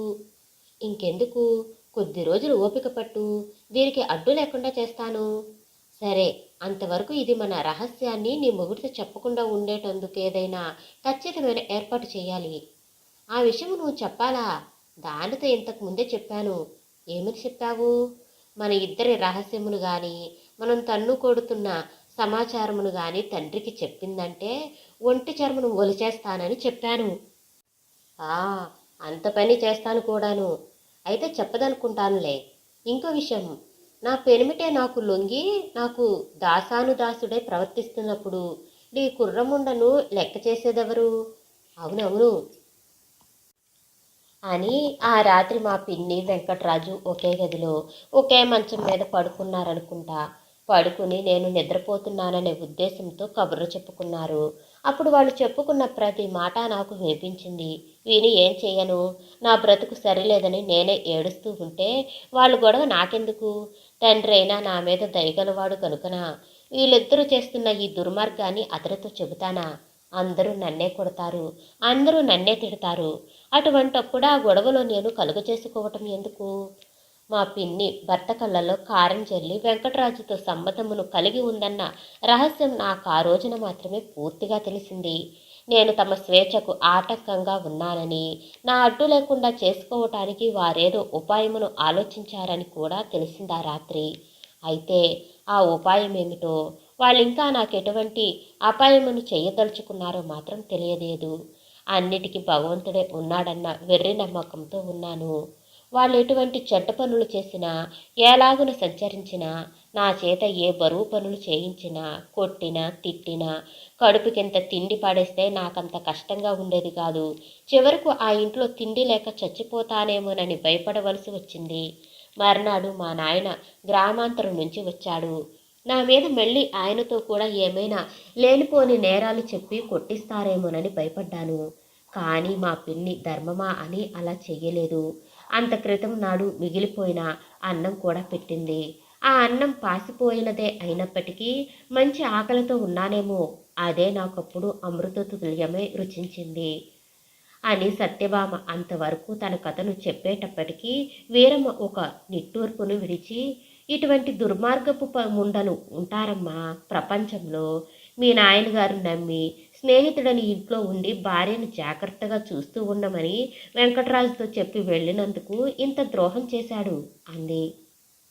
అమ్మా, వాళ్ళలా చేశారని నిందారోపణం చేయడం కంటే ఆ వృద్ధాప్యంలో వివాహం చేసుకున్న మా నాయనను అనడం ఉచితం. అసలు సంగతి అంతేగాని ఆ వెంకటరాజు నమ్మిన చోట ద్రోహం చేయడం న్యాయమా? అమ్మా, నమ్మిన చోటనే ద్రోహం చేయటానికి సాధ్యమవుతుందని కానీ నమ్మకుండా ఉన్న చోట ద్రోహం చేయటానికి ఎలా సాధ్యమవుతుంది? అదేమిటో మా నాన్నగారు ప్రపంచంలో ఎవరిని నమ్మేవారు గారు. వెంకటరాజును మాత్రం పూర్తిగా నమ్మి ఇంట్లో అతనికి సర్వ స్వాతంత్ర్యము ఇచ్చారు. చివరకు ఆయన భార్యను కూడా నమ్మలేదు.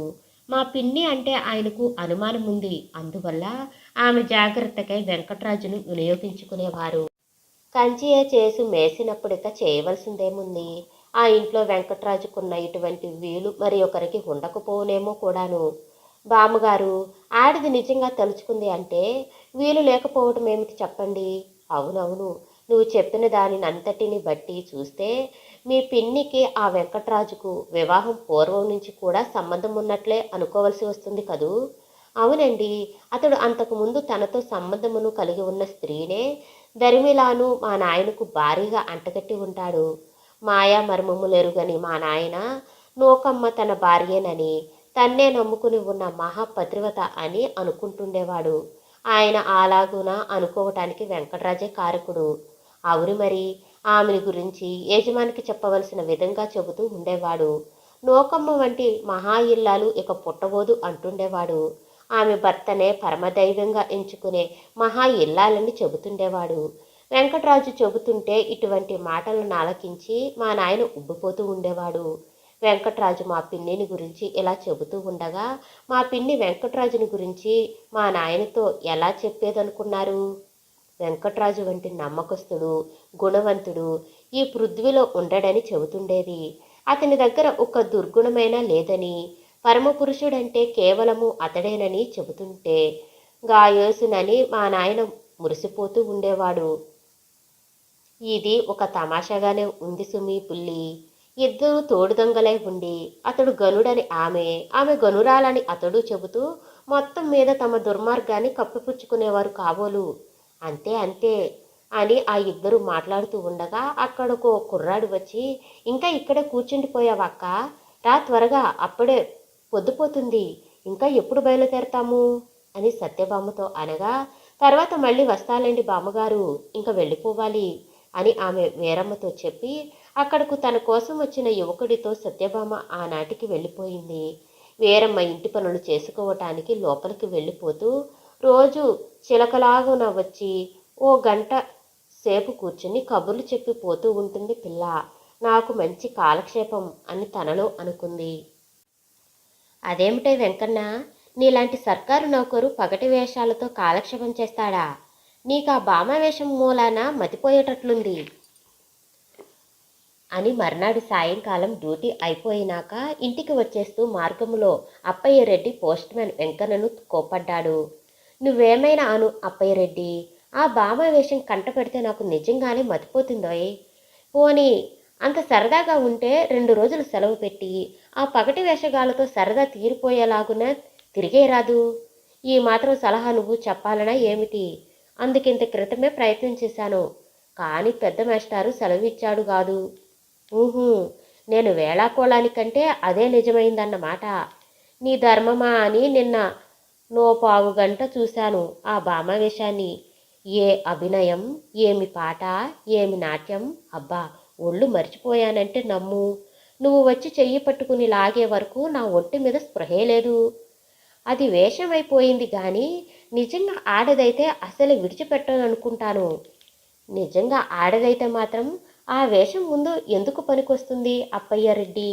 కంఠానికి కంఠము తంబుర తీగలా ఉంది. రూపమంటావా ఇహ చెప్పనే అక్కర్లేదు. జగన్మోహన్ అవతారమే. పాట, ఆట, అభినయము దేవతల్లో తప్ప అటువంటి సామర్థ్యం కలగదు. నేను చెప్పడం ఎందుకు, నువ్వే నిన్న స్వయంగా చూశావుగా. చూశాను గాని నీలాగున పిచ్చివాణ్ణైపోలేదు. సరే దానికి లేవు, నీ గట్టి మనసు కాబట్టి అలా అంటావు. అది కాదు, నీకు భార్య లేని కారణం వల్ల వచ్చిన చిక్కిది. నీకు కూడా ఓ భార్య అంటూ ఉండి నీవు ఆమెతో కాపురం చేస్తూ ఉంటే ఇంత పిచ్చిపడవు. దానికి దీనికి సంబంధం ఏమిటి? సరే పోనీ గాని నీ పెళ్లి విషయం ఏమిటి? ఎన్ని విధాలు చెప్పినా నువ్వు పెళ్లి చేసుకోవడానికి అంగీకరించవని మీ ముసలమ్మ గోల పెడుతూ ఉండేదే. పోనిస్తూ కాదు, నేను స్నేహధర్మంలో అడుగుతున్నాను. నీకు పెళ్లి చేసుకోవడం అసలు ఇష్టమే లేదా? లేక నీకు నచ్చిన పిల్ల దొరకటం లేదని చేసుకోవటం మానేస్తున్నావా? ఏదో పోదు, ఆ గొడవంతా ఇప్పుడు ఎందుకు? అలా అనుకు మరి. నేను స్నేహధర్మంలో అడుగుతూ ఉన్నప్పుడు చెప్పకుండా ఉండకూడదు. నాకింతకు ముందు అంటే ఇప్పటికి 7-8 సంవత్సరాల క్రితం నేను ఈ పోస్ట్ ఆఫీసు నౌకరీలో ప్రవేశించిన కొత్తలో అనుకో నాకు వివాహమైంది. నీకింతకు ముందోసారి పెళ్ళయిందా? నేనెప్పుడు వినలేదే. వినలేదంటే ఆ గొడవలు నేను సాధారణంగా ఎవరికీ చెప్పను. మాట తలుచుకుంటే నాకు గుండె బద్దలైపోయేంతటి దుఃఖం కలుగుతుంది. అదేం? విను. వివాహ కాలానికి నా భార్యకు సుమ 7-8 సంవత్సరాల వయసు కంటే ఎక్కువ ఉండదు. అయితే ఏంగాక ఆమె భూలోకంలో అవతరించిన అప్సర కన్యలా ఉండేది. ఏమైతేనేమి ఆమె నాకు ప్రాప్తం లేదు. నాలాంటి దరిద్రుడికి అటువంటి భువనమోహిని ఎలా దక్కుతుందిలే. ఏం? నాకు వివాహమైన మరో సంవత్సరంలోనే ఆమె చనిపోయింది. హసి, అటువంటి సౌందర్యవతి దొరికినందుకు మహా గర్వించాను సుమా. అప్పయ్యరెడ్డి, అంత చిన్న వయసులోనే ఆమె అలాగున ఉండేది కదా. ఇక యవ్వనవతి అయి కాపురానికి వచ్చేటప్పటికి ఇంకెంత అందంగా ఉండేదో. ఏమైతేనేమి చూడటనే నాకు కళ్ళు లేకపోయినాయి. అటువంటి త్రిలోక సుందరని అనుభవించటానికి నేను నోచుకున్నాను గాను. ప్రజలందరూ ఆమె అందాన్ని విరగబడి చూసేవారు, వింత వింతగా చెప్పుకునేవారు. ఇన్ని మాటలెందుకోయ్? అటువంటి సుందరమూర్తి మా కాపు కులంలోనే కాదు కదా, ఇంకా ఏ కులంలోనూ కూడా పుట్టి ఉండదు. ఏ మహారాజుల రాణివాసంలోనూ కూడా ఉండి ఉండదు. కావచ్చును. కావచ్చునేమిటి, నా సృష్టిలో ఇంతటి అందం కూడా ఉంటుంది అని లోకానికి చాటటానికి బ్రహ్మదేవుడు ఆమెను మచ్చుకు సృష్టించి ఉంటాడు. ఏమైతేనేమి ఆమె నాకు లేకుండా పోయింది. అందువల్ల నాకు విరక్తి కలిగింది. అటువంటి మోహాన అవతారణమును గోలిపోయినందువల్ల నాకు ద్వితీయ వివాహం మీద యవగింపు కలిగింది. రెండో పెళ్లి మీదకిక నా మనసు పోదు. ఈ కర్మకాండ అంతా మా నాయన ఉండగానే జరిగింది. నాకు తిరిగి వివాహం చేద్దామని ఆయన చాలా గట్టిపట్టు పడ్డాడు. కానీ నా మనసు ద్వితీయ వివాహం వైపు మళ్ళలేదు. అందువల్ల మా నాయనకు నా మీద చాలా కోపం కూడా వచ్చింది. పిత్రార్జితమైతేనేమి, మా నాయన మిలిటరీ ఉద్యోగం చేసి సంపాదించినదైతేనేమి అంతా 50-60 వేల రూపాయల ఆస్తి ఉంది. ఇప్పటికది వడ్డీతో చాలా ఎక్కువై ఉంటుంది. నేను తన మాట మీదుగా తిరిగి వివాహం చేసుకోలేదనే కోపం కొద్దీ మా నాయన ఆ ఆస్తి నేను వివాహం చేసుకుంటేనే నాకు దక్కేటట్లు రాసి చనిపోయినాడు. అందువల్ల ఆ ఆస్తి ట్రస్టీలు స్వాధీనం చేసుకుని నేను పెళ్లి చేసుకున్న నాడే ఇయ్యడానికి సంకల్పించారు. నేను పెళ్లి చేసుకోను లేదు. అందువల్ల ఆస్తి నాకు దక్కను లేదు. కనుక నేనిప్పుడు పోస్టాఫీసు నౌకరీ పట్టుకుని అఘోరించవలసి వచ్చింది. లేకపోతే జమీందారు బిడ్డలాగున కాలు మీద కాలేసుకుని టీవీ కూర్చుందును. అయితే నాకు సందేహం వచ్చింది. మీ నాయన స్వార్జితమైన ఆస్తి అయితే అతని ఇష్టం వచ్చినట్లుగా చేయొచ్చును గాని పిత్రార్జితం కూడా నువ్వు పెళ్లి చేసుకుంటేనే గాని దక్కడానికి న్యాయం లేదే. నువ్వు చెప్పినది కూడా నిజమే. అయితే పిత్రార్జితం అట్టే లేదు. ఉన్నదానిని నాకు మైనారిటీ వదలగానే అమ్మేసి తిరిగి మరో చోట కొని అది కూడా తన స్వార్జితం లాగునే నమోదు చేయించాడు. అది గది అలా చెప్పు. అయితే ఇప్పుడు ఆ ఆస్తి అంతా ట్రస్టీల స్వాధీనంలో ఉందన్నమాట కదూ? అవును. ఇప్పటికైనా నువ్వు వివాహం చేసుకున్నట్లయితే ఆస్తి నీకు దక్కుతుందన్న మాటేగా. ఆహా, నిరాఘాటంగా దక్కుతుంది. మా నాయన పోయిన ధర్మిలాను కూడా నాకు కబురు పంపించి వివాహం చేసుకోవలసిందని, వివాహం చేసుకున్న మరుక్షణంలోనే మా నాయన గారి వీలునామాను అనుసరించి నా ఆస్తిని నాకు స్వాధీనం చేస్తామని చెప్పారు ట్రస్టీలు. అనేక విధాల హితబోధలు చేశారు. కానీ పెళ్లి మాట తలపెట్టినప్పుడల్లా నా చనిపోయిన భార్య కళ్ళను కట్టినట్టుగా ఉంది. అందువల్ల నేను మనసును పునర్వివాహం వైపు మళ్లించుకోలేకుండా ఉన్నాను. మా అమ్మ చెప్పి చెప్పి విసిగెత్తి ఊరుకుంది. అవునై, నువ్వు చేసిన పని నాకు కూడా నచ్చలేదు. అంత ఆస్తిని ఊరికే పోగొట్టుకోవటం ఏం తెలివి? నీకిష్టం లేకపోయినా నీ ఆస్తి కోసమైనా పెళ్లి చేసుకోవాలి. లాభం లేదోయ్, నా మనసు అందుకు అంగీకరించదు. అయితే మీ నాన్నగారు అలా చేయటానికి కారణమేమిటి? ఏముంది, నేను తిరిగి వివాహం చేసుకోకపోతే వంశం నిలబడదని, ఆస్తిని పెళ్లికి ముడిపెడితే ఆస్తి కోసం ఆశపడి అయినా నేను పునర్వివాహం చేసుకుంటానని, తన్మూలంగా వంశం నిలబడుతుందని ఆలోచించి ఆయన ఇటువంటి ఏర్పాట్లను చేశారు. బాగానే ఉంది. లేని వాళ్ళు లేక ఏడుస్తూ ఉంటే అంత ఆస్తిని నువ్వు చేజేతులో ఎందుకు వదులుకుంటున్నావోయ్? నా మాట విని నీకు నచ్చిన పిల్లనే ఎవరినైనా వివాహం చేసుకుని హాయిగా ఆస్తిని స్వాధీనపరుచుకుని సంసార సౌఖ్యాన్ని అనుభవించు. లాభం లేదు అప్పయ్యరెడ్డి, నా మనసుక పెళ్లి వైపు పోదు. అంతేకాదు, ఎవరైనా ఇలాగా నా పెళ్లి ఊసెత్తారంటే నా చనిపోయిన భార్య కళ్ళ కట్టినట్టు కనిపిస్తుంది. నాకెక్కడ లేని దుఃఖము కలిగి తిరిగి 2-3 రోజుల వరకు మనసుకు స్థిమితం ఏర్పడదు. అయ్యో, నా మూలంగా నీ మనసుకు అనవసరమైన నొప్పి కలిగిందల్లే ఉందే. సరేలే, ఈ గొడవంతా నీకేం తెలుసు? ఏదో స్నేహితుడి భార్య లేదు గదా అన్న విషయం కొద్దీ అడిగావు. తెలిసిపోయిందిగా, నీ మనసులోని అభిప్రాయం అంతా తెలిసింది. కాబట్టి ఇహనెన్నడూ ఈ సమాచారములెత్తి నీ మనసుకు కష్టం కలిగించులే వెంకన్న. మాటల సందుల్లో త్వరగా ఇల్లు చేరుతున్నాము అని ఆ ఇద్దరు మాట్లాడుకుంటూ వెంకన్న ఇంటికొచ్చారు. అప్పుడు అప్పయ్యరెడ్డి వెంకన్నను ఇంటి దగ్గర దిగి విడిచి అక్కడికి ఇంకా చాలా దూరంలో ఉన్న తన ఇంటి మార్గము నడుసునుంచి వెళ్ళిపోయినాడు. వేడి నీళ్లు మరిగి ఉన్నాయి. త్వరగాలే నాయనా, ఈవేళ కొంచెం త్వరగా వచ్చినట్లున్నావు అని ఇంటికొచ్చిన కొడుకును వీరమ్మ హెచ్చరించింది. కానీ వెంకన్న మనసులో లేకపోవటం వల్ల అతడు తల్లి చెప్పిన మాటను వెంటనే వినిపించుకోలేక పరధ్యానంగా కూర్చుండిపోయినాడు. స్నానానికి లేవవలసిందని, మరిగి ఉన్న నీళ్లు చల్లారిపోతున్నాయని ఇంకో 2-3 సార్లు ఆమె కొడుకును హెచ్చరించినప్పటికీ అతను వినిపించుకోకుండా మత్తుగా అలాగే కూర్చుండిపోయినాడు. అందువల్ల వీరమ్మ కొడుకు దగ్గరికి వెళ్ళి, ఏం నాయనా, అలా కూర్చుండిపోయినావేం? బద్ధకంగా ఉందా? ఒంట్లో కులాసగా లేదా అని ఆదుర్తిగా అడిగి మాతృవాత్సల్యంతో కొడుకుకు ఒంటి మీద చెయ్యి వేసి నిమురుతూ అడిగింది. అబ్బే, ఏమీ లేదమ్మా, ఏదో పరధ్యానంగా కూర్చుండిపోయినాను. ఒంట్లో కులాసగానే ఉంది. పద, నీళ్లు పెట్టు, పోసుకుంటాను అని అతడు అనగానే ఆ తల్లి ప్రాణం కుదిరిపడింది. అప్పుడు ఆమె కొడుకుకు వేడి నీళ్లు తొలిపి స్నానం చేయించి ఆవు పెరుగుతో కడుపు నిండా భోజనం పెట్టింది. వెంకన్న భోజనం చేసి పడుకున్నాడు. కానీ అతనికి ఎంత ప్రయత్నం చేసినా నిద్ర పట్టింది కాదు. ఒక్కొక్కసారి భామావేశము, ఒక్కొక్కసారి చనిపోయిన భార్య అతని హృదయాకాశంలో వెలగడం మొదలుపెట్టారు. ఆ రాత్రంతా అతడికి నిద్ర లేనేలేదు. తెల్లవారుజామున కాబోలు ఓ కునుకు పట్టింది. 5 తెరుపు మరుపుల్లో కూడుకున్న కలత నిద్ర. ఆ కలత నిద్రలో అతడొక ఆనందమయమైన మంచి కలను కన్నాడు. పోస్ట్ మ్యాన్ వెంకన్నకు రెక్కలొచ్చాయి. ఆ రెక్కలతో అతడు రెయ్యమని గాలిలో ఎగిరిపోతున్నాడు. మేఘాలను, చంద్రుని కూడా దాటి ఎక్కడికో వాయువేగ మనోవేగాలను మించి ఎగిరిపోతున్నాడు. అలా వెళ్ళగా వెళ్ళగా దేవలోకం వచ్చింది. ఇంద్రుడు, అప్సరస కన్యలు, ఉద్యానవనాలు, మునీశ్వరులు. ఎంత ఆనందం, ఎంత హాయి! అవును, స్వర్గలోకమే కళ్ళకు కనిపిస్తే ఆనందంగా ఉండదు, హాయి గలగదు.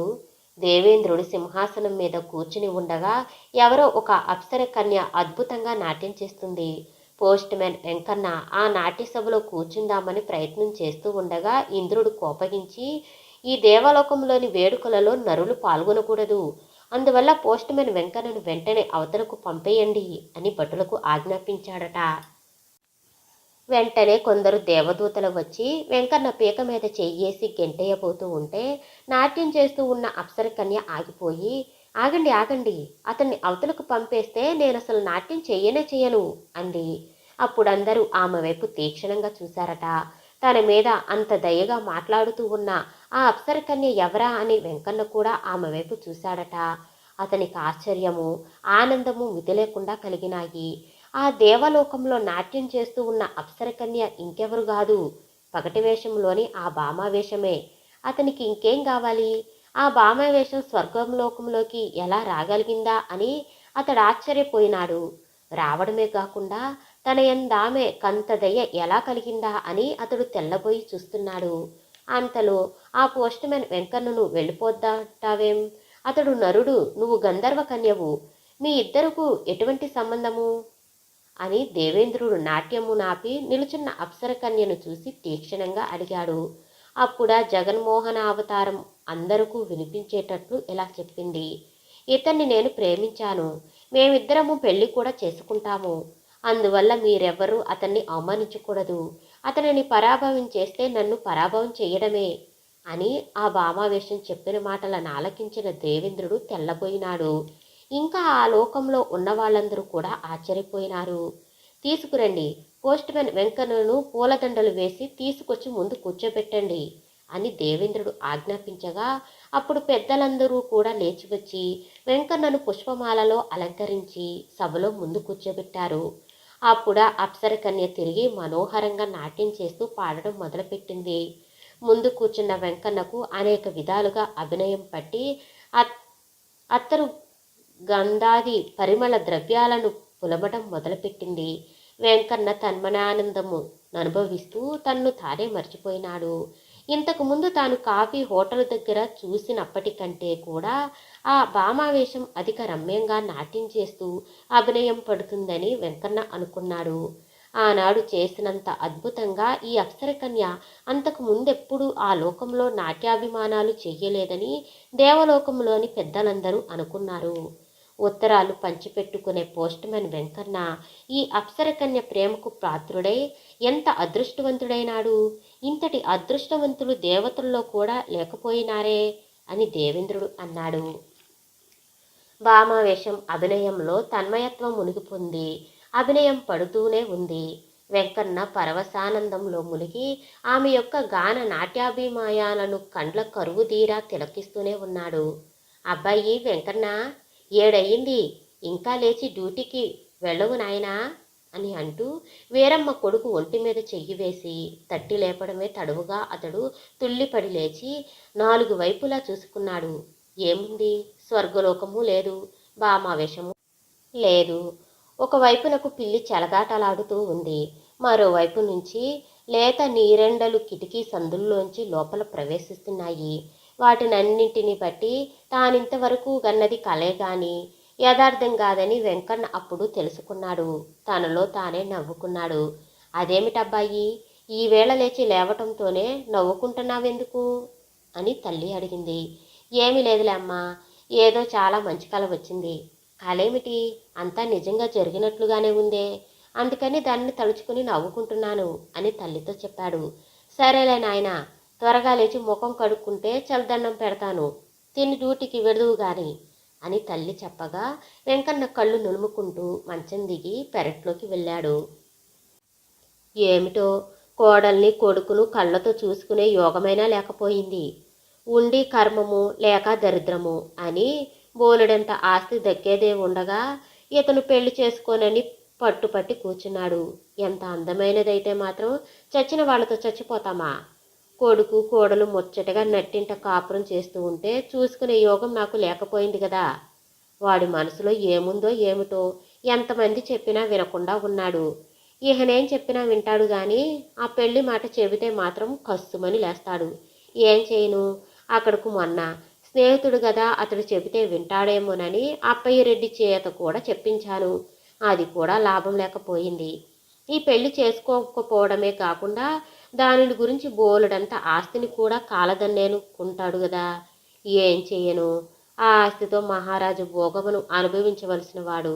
రాత్రనక పగలనక ఈ పోస్టాఫీసు నౌకరితో అవస్థపడవలసిన అవసరం ఏముందో నాకు అర్థం కాకుండా ఉంది అని వీరమ్మ కొడుకు యొక్క బుద్ధిని తలుచుకుని విచారిస్తూ ఉండగా ఇంతలో వెంకన్న కాలకృత్యాలు తీర్చుకుని వచ్చాడు.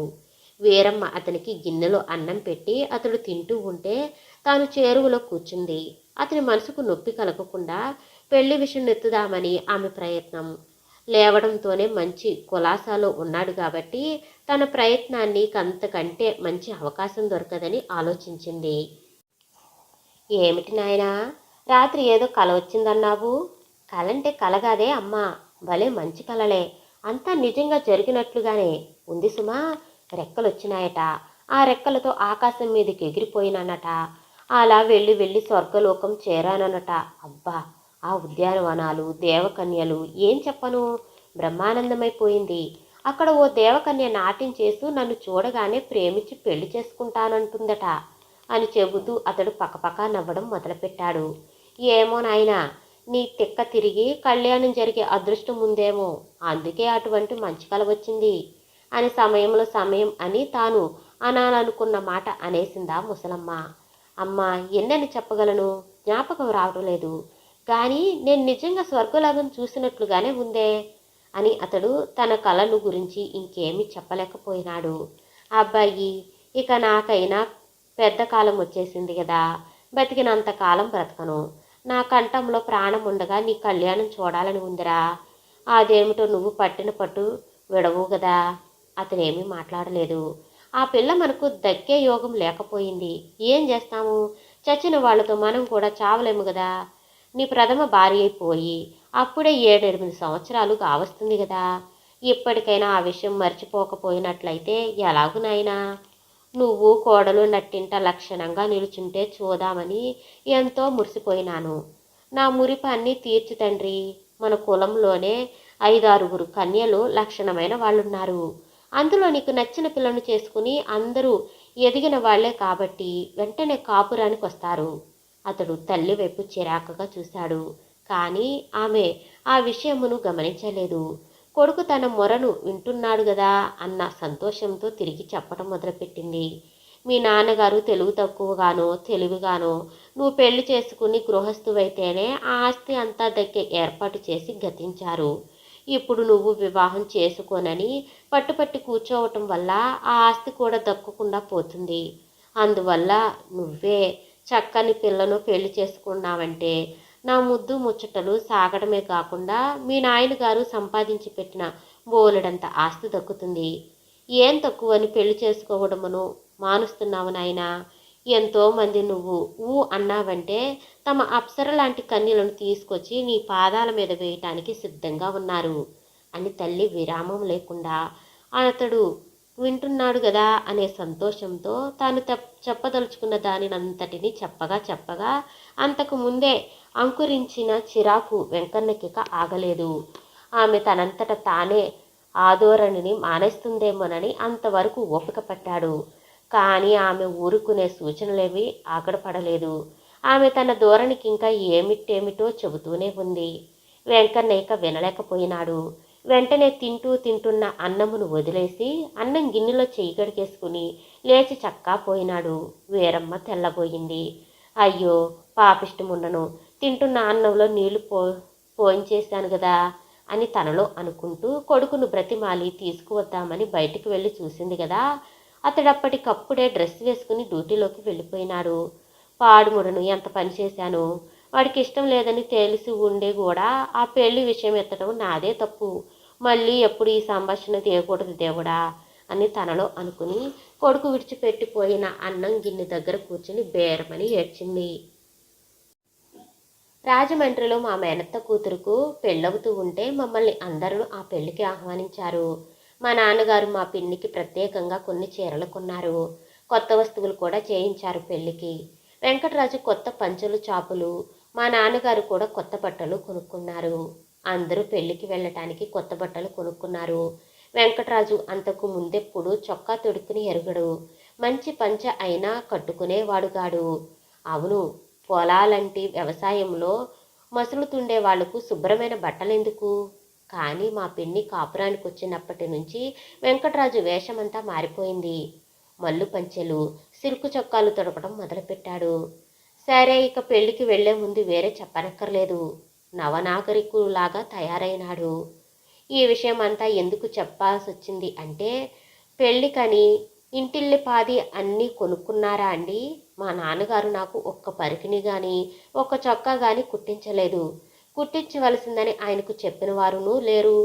అది కాకపోయినా కన్న తండ్రికి కూతురి విషయమై ఉండవలసిన బాధ్యతను గురించి, వాత్సల్యాన్ని గురించి ఎవరు చెబుతారు? అందరికీ అన్నీ కొని నాకేమీ కొనకుండా ఉండడానికి ఆయన మనసు ఎలా ఒప్పిందో నాకు తెలియదు. మా అమ్మగారిని బ్రతికి ఉన్నట్లయితే అలా జరుగుతుందా చెప్పండి?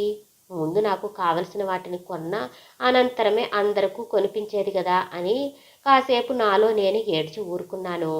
మొదట నన్ను పెళ్లికి తీసుకెళ్లకుండా ఇంటికి కాపలా పెడదామని మా నాన్నగారు ఆలోచించారు. కానీ మూటలు పట్టుకోవటానికి, పళ్ళాలు మోయడానికి చేతిలో ఎవరైనా పిల్ల ఉండటం అవసరం.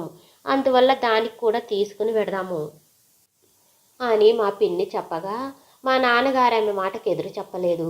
పడవలో రాత్రి తినటానికి మా పిన్ని మినపరొట్టె కాల్చింది. పులిహోర చేసి బట్టల్లో సర్దింది. మధ్యాహ్నం 2 గంటలకు అందరము సామానులతో తణుకు రేవులో పడవనెక్కాము. మర్నాడు ఉదయానికి ఆ పడవ రాజమండ్రి చేరుతుందన్నారు. నన్నంతా అనాధారణ చేసే వాళ్లతో దాసీ పిల్లలాగున పెళ్లికి వెళ్ళడం నాకిష్టం లేదు.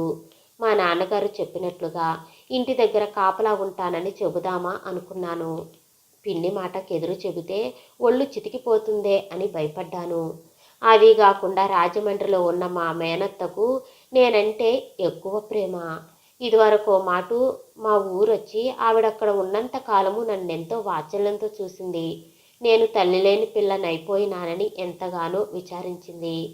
ఆవిడ మా ఇంట్లో ఉన్న రోజుల్లో నన్ను మా పిన్ని కానీ ఏమైనా అంది అంటే మా పిన్ని మీద దెబ్బలాడేది. మా మేనత్త ఉన్నంత కాలము నాకెంతో సుఖంగా ఉంటుండేది. ఆమె నా చేత ఒక్క పని అయినా చేయించేది కాదు. కడుపు నిండా వేళకు అన్నం పెట్టేది. ఇలాగా ఆమె మా ఇంట్లో ఉన్నంత కాలము నన్నెంతో దయగా చూసి వెళ్ళిపోయేటప్పుడు నా చేతిలో ₹1 పెట్టి పరికిణి గుడ్డ కొనుక్కోమని చెప్పింది. ఆమె వెళ్ళిపోగానే మా పిన్ని నా దగ్గర రూపాయిని లాక్కుని వెంకటరాజుకి ఇచ్చేసింది. ఇప్పుడు ఇంతకు చెప్పొచ్చేది ఏమిటి అంటే, ఇప్పుడు ఆ మేనత్త కూతురికా పెళ్ళి. మా వాళ్ళు నన్ను ఎంత హీనంగా చూసినప్పటికీ ఆ పెళ్లి వంక మీదనైనా నన్నెంతో దయగా చూసే మా మేనత్తను కలుసుకోవచ్చు కదా అన్న ఉత్సాహంతో నేను కూడా మా వాళ్ళతో బయలుదేరినాను. దీపాలు పెట్టే వరకు మేమందరము పడవలో ఒకే చోట కూర్చున్నాము. అప్పుడు మా నాన్నగారు టాపు మీద కూర్చున్నారు. చీకటపడ్డ తర్వాత మా పిన్ని రొట్టె ముక్క మూటను పులిహోరం బుట్టను పైకి తీసింది. ముందుగా వెంకట్రాజుకు పెట్టి ఏదోలాకు దగ్గర అమ్మొచ్చిన పెరుగును కొని అతనికి దాహమిచ్చింది. తర్వాత తాను కూడా కనుపు నిండా తిని అంతవరకు పడవట మీద కూర్చున్న మా నాన్నగారిని కూడా పిలిచిపెట్టింది. మా నాన్నగారమ్మ పెట్టిన దానిని తిని తిరిగి పడవ టాపెక్కి కూర్చున్నారు. ఖాళీ బట్టలను మా పిన్ని కాలువలో పారేస్తూ, అయ్యో, కుర్రముండుకు పెట్టడం సంగతి మర్చిపోయాను వెంకట్రాజు అంది. పోనీలే, పొద్దుటికి బాగా ఆకలవుతుంది అని అతడన్నాడు. మొద్దుముండా, మాట్లాడవేం? అందరూ తింటున్నప్పుడు నిద్రపోతూ కూర్చున్నావు కాబోలు అని మా పిన్ని అన్నదానికి ఏమని సమాధానం చెప్పాలో నాకు తెలియేది కాదు. ఆ విధంగా కడుపు మార్చుకోవడం నాకు అలవాటే అని మనసులో అనుకుని ఊరుకున్నాను. అప్పుడు మా పిన్ని అతని చర్యను చూసి పడవలో ఉన్న వాళ్ళందరూ ఏమైనా అనుకుంటారని భయపడిందో ఏమో, తాను తిని విడిచిపెట్టినవి ఏమాత్రమో రొట్టె ముక్క మీది మామిడిపోయిన పెచ్చులుంటే ఆమె వాటినంటిని పోగు చేసి ఒక ఆకులో పెట్టి నా మీద ఎంతో దయ ఉన్నదానిలాగునా, తిను, వద్దంటే ఎలాగూ, ఉదయం ఎన్ని గంటలకు చేరతామో అంతవరకు ఆకలి కుండలేవు కుర్రపిల్లవు అని నేనొద్దంటే తన్ను బ్రతిమాలి పెడుతూ ఉన్నట్లుగా నటించింది. ఏమైనా ఆకలి బాధ కదా, నేనా మాడు పెచ్చులనే తిని కాసిన మంచినీళ్లు తాగి పడుకున్నాను. మా పిన్ని నాకు చేసిన పనులు నేను జన్మ జన్మలకైనా మర్చిపోలేను బామ్మగారు. అన్నీ ఈ డొక్కలోనే ఉన్నాయి. క్రమంగా ఆ రాత్రి పొద్దుపోయింది. పడవ ఆ గాఢంధకారంలో నీటిపై గర్భిణీ స్త్రీలాగున మెల్లిగా పాకిపోతుంది. ఆ చేలగట్ల మీద అంతటా నిశ్శబ్దంగా ఉంది. భయంకరంగా ఉంది. మధ్యకి ఏవేవో జంతువులు, పక్షులు మరింత వికృతంగా అరుస్తున్నాయి. పడవలో చాలామంది మాటలకు జార్లా పడి ట్రంకు పెట్టెల మీద కొరిగి ఎవరి మట్టుకు వాళ్ళు కునుకుపాట్లు పడుకున్నారు. మా నాన్నగారి గుర్రు నాకు బాగా ఆనవాలే. ఆయన టాపు మీద పడుకుని గుర్రు పట్టి నిద్రపోతున్నారు. మా పిన్ని హాలులోని పడిచక్క మీద మూటను తల కింద పెట్టుకుని పడుకుంది. వెంకటరాజు ఆమె తల లాపు దిక్కునున్న ఓ బస్తా మీద కూర్చున్నాడు. నేను కింది పల్లంలో నడుం వాల్చడానికి చోటు లేక వెంకటరాజు కూర్చున్న బస్తాకు చేరబడ్డాను. మధ్య మధ్య అతడు తన కాళ్ళ దగ్గర కూర్చున్న నన్ను తెలుసో తెలియకో తంతున్నాడు. నేను కూర్చున్న గోతిలో అన్నీ నీళ్లుండటం మూలాన కట్టుకున్నది. అసలే చిరుగులు పరికిని, అది కూడా ఆ నీటితో తడిసిపోయింది. పడవలో అందరూ కునికిపాట్లు పడుతూ నిశ్శబ్దంగా ఉన్నప్పుడు మా పిన్ని వెంకటరాజు దగ్గరగా చేరి చాలాసేపటి వరకు ఏమిటేమిటో గుసగుసలాడుతున్నారు. నేను చాలాసేపటి వరకు ఆ గుణగుణ శబ్దాన్ని విన్నాను గాని అదేమిటో తెలిసింది కాదు. మరి కొంతసేపటికి నేను ఆ బస్తాకు చేర్లబడి కునుకుపాట్లు పడ్డాను. అలాగున ఎంతసేపు గడిచిందో, పడవ ఎంత దూరం ప్రయాణం చేసిందో నాకు తెలియదు. నిద్రేనా ఏమిటి పిల్ల అని మా పిన్ని అనడంతోనే నిద్రలో తేలిపోయింది.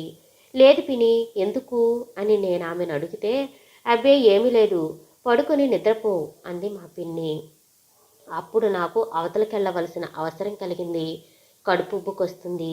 ఎక్కడ కూర్చుందామా అని ఆలోచిస్తూ, పిన్ని, ఒకటికెళ్ళాలి, ఎక్కడికెళ్ళాలి, ఎక్కడికెళ్ళను అని నేను మా పిన్నిని అడిగితే ఆమె ఇలా వచ్చి, ఈ పడి చెక్క మీద తగులడు. నీతోటి ఎప్పుడు ఏదో గొడవే నాకు అని విసుక్కుంది. వడి చక్క మీద భయంగా ఉంటుంది పిన్ని. అంతా చీకటి గాఢంధకరంగా ఉంది అని నేనంటే నీ పిండాకుడు భయమేమిటే, పడవలో ఇంతమంది ఉండగాను. నేను ఇక్కడే ఉన్నానుగా, రా, కావాలంటే నేను చేయి పట్టుకుంటాను అంది. అప్పుడింక నేను మెల్లిగా అక్కడున్న అడ్డంకులన్నీ దాటి వెలుపల పడి చక్క మీదకొచ్చి కూర్చున్నాను. పిన్ని నా చేతిని పట్టుకుంది. పడవలో అందరూ ఒళ్ళు మర్చి నిద్రపోతున్నారు. టాపు మీదున్న వాళ్ళంతకంటే మత్తుగా పడుకున్నారు. పడవ మెల్లిగా నడుస్తుంది. చేలకట్ల మీది కారు చీకట్లో వికృతమైన అరుపులు వినిపిస్తున్నాయి. మా పిన్ని నా చెయ్యి పట్టుకున్నట్టే పట్టుకుని నేనింకా కూర్చుని ఉండగా బలంగా నన్ను తోసేసింది. ఇంకేముంది, నేనా గోస్తాని నది అగాధ జలగర్భంలో పడి మటుమాయమైపోయినాను. నా దుస్థితిని కానలేని ఆ పడవ అనంతరం తన ప్రయాణాన్ని మామూలుగానే సాగించి ఉంటుంది.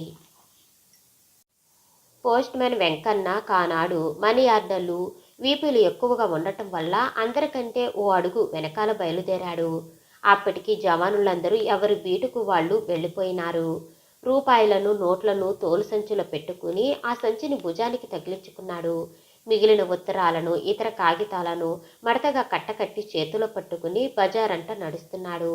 ఇంతలో ఎక్కడి నుంచో మధ్యల చప్పుడు తాళాధ్వనులు వచ్చి అతని చెవిలో పడి అమృతమును వర్షించినట్లు చేరాయి. నాగస్వరము నాలకించిన తాచువలే అతడు చెవులు నిగిడించాడు. పాట వినిపించిన దశవైపు వడిబడిగా నడిచిపోయినాడు.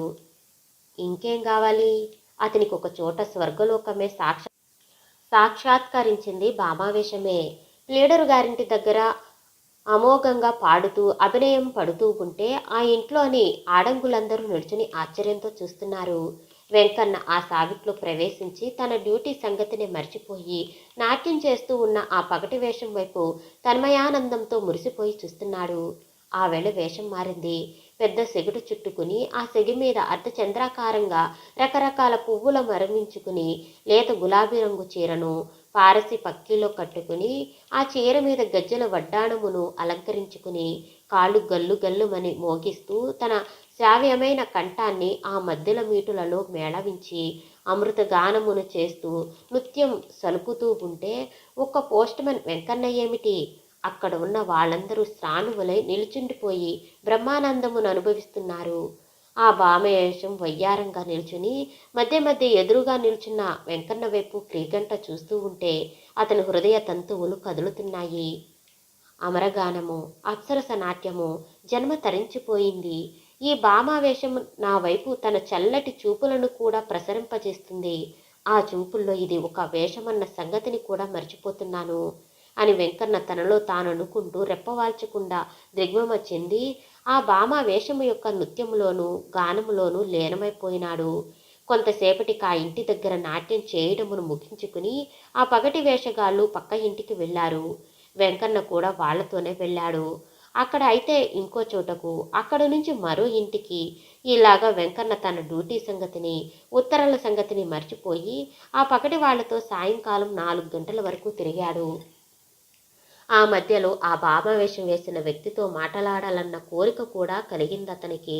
అయితే అందుకు తగిన సావకాశం చిక్కకపోవటం వల్ల అతడు అనుకున్న పని జరగలేదు. క్రమంగా పొద్దు కుంగిపోయి 4 వైపులా పిల్ల చీకటులు క్రమ్ముకోవటం మొదలుపెట్టాయి. పగటి వేషగాళ్ల వేళకు తమ సంచారాన్ని ముగించుకుని ఇంటి ముఖం పట్టారు. వెంకన్న ఆ పగటి వేషగాళ్ల బస తెలుసుకోవాలన్న బుద్ధి కలిగింది. అందువల్ల అతడు వారికి తెలియకుండా వెనుక వెనుక నడుస్తూ వాళ్లతో వెళ్ళిపోయినాడు. వాళ్ళు క్రమంగా అన్ని వీధులు నడిచి వెంకన్న వీధికి వచ్చారు. వెంకన్న ఇంటికి 2-3 ఇళ్ళు దాటాక ఒక సత్రం ఉంది. ఆ పగటి వేషగాళ్ళు క్రమంగా నడిచి ఆ సత్రంలో ప్రవేశించారు. వెంకన్న బయట నిల్చుండిపోయాడు. వీళ్ళ బస ఇదే కాబోలు, ఇక్కడ వీళ్ళు వేషాలు అవి వేసుకుంటారు కాబోలు. నేను కూడా వీళ్లతో లోపలికి వెడితే ఏమవుతుంది? అబ్బా, అలా చేస్తే బాగుండదు. ఇంతవరకు తమకు కూడా ఉంది. ఆ వేషాన్ని చూడటం వల్ల వాళ్ళిప్పటికే నన్నొక వెర్రిముండావాడిగా కట్టి ఉంటారు. ఇప్పుడు వాళ్ళ వెనకాల పడి బసలోకి వెడితే అసలే బాగుండదు. అదేమిటో ఆ భామవేషం నా వైపులా చూస్తుందెందుకు? ఆ చూపు ఆడవాళ్ళు చూసినట్లుగానే ఉందేమి?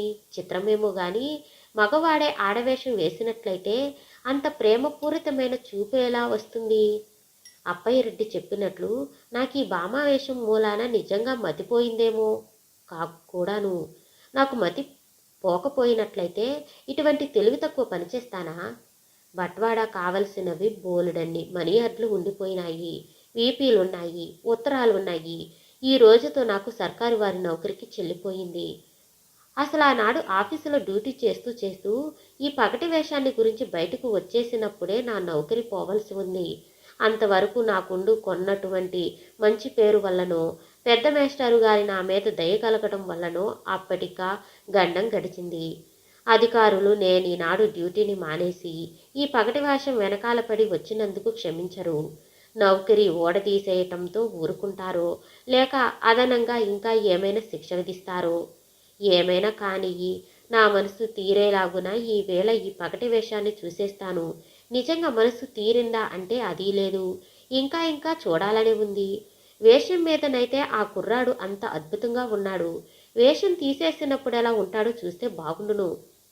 పొద్దస్తమానము వాళ్లతో ఉండి ఈ వేషాన్ని విరగబడి చూడటమే కాకుండా ఇప్పుడు మళ్ళీ వాళ్ళను చూడటానికి బసలోకి కూడా వెళితే వాళ్ళనొక పల్లెటూరి గమారుగా ఎంచి నవ్వుతారేమో.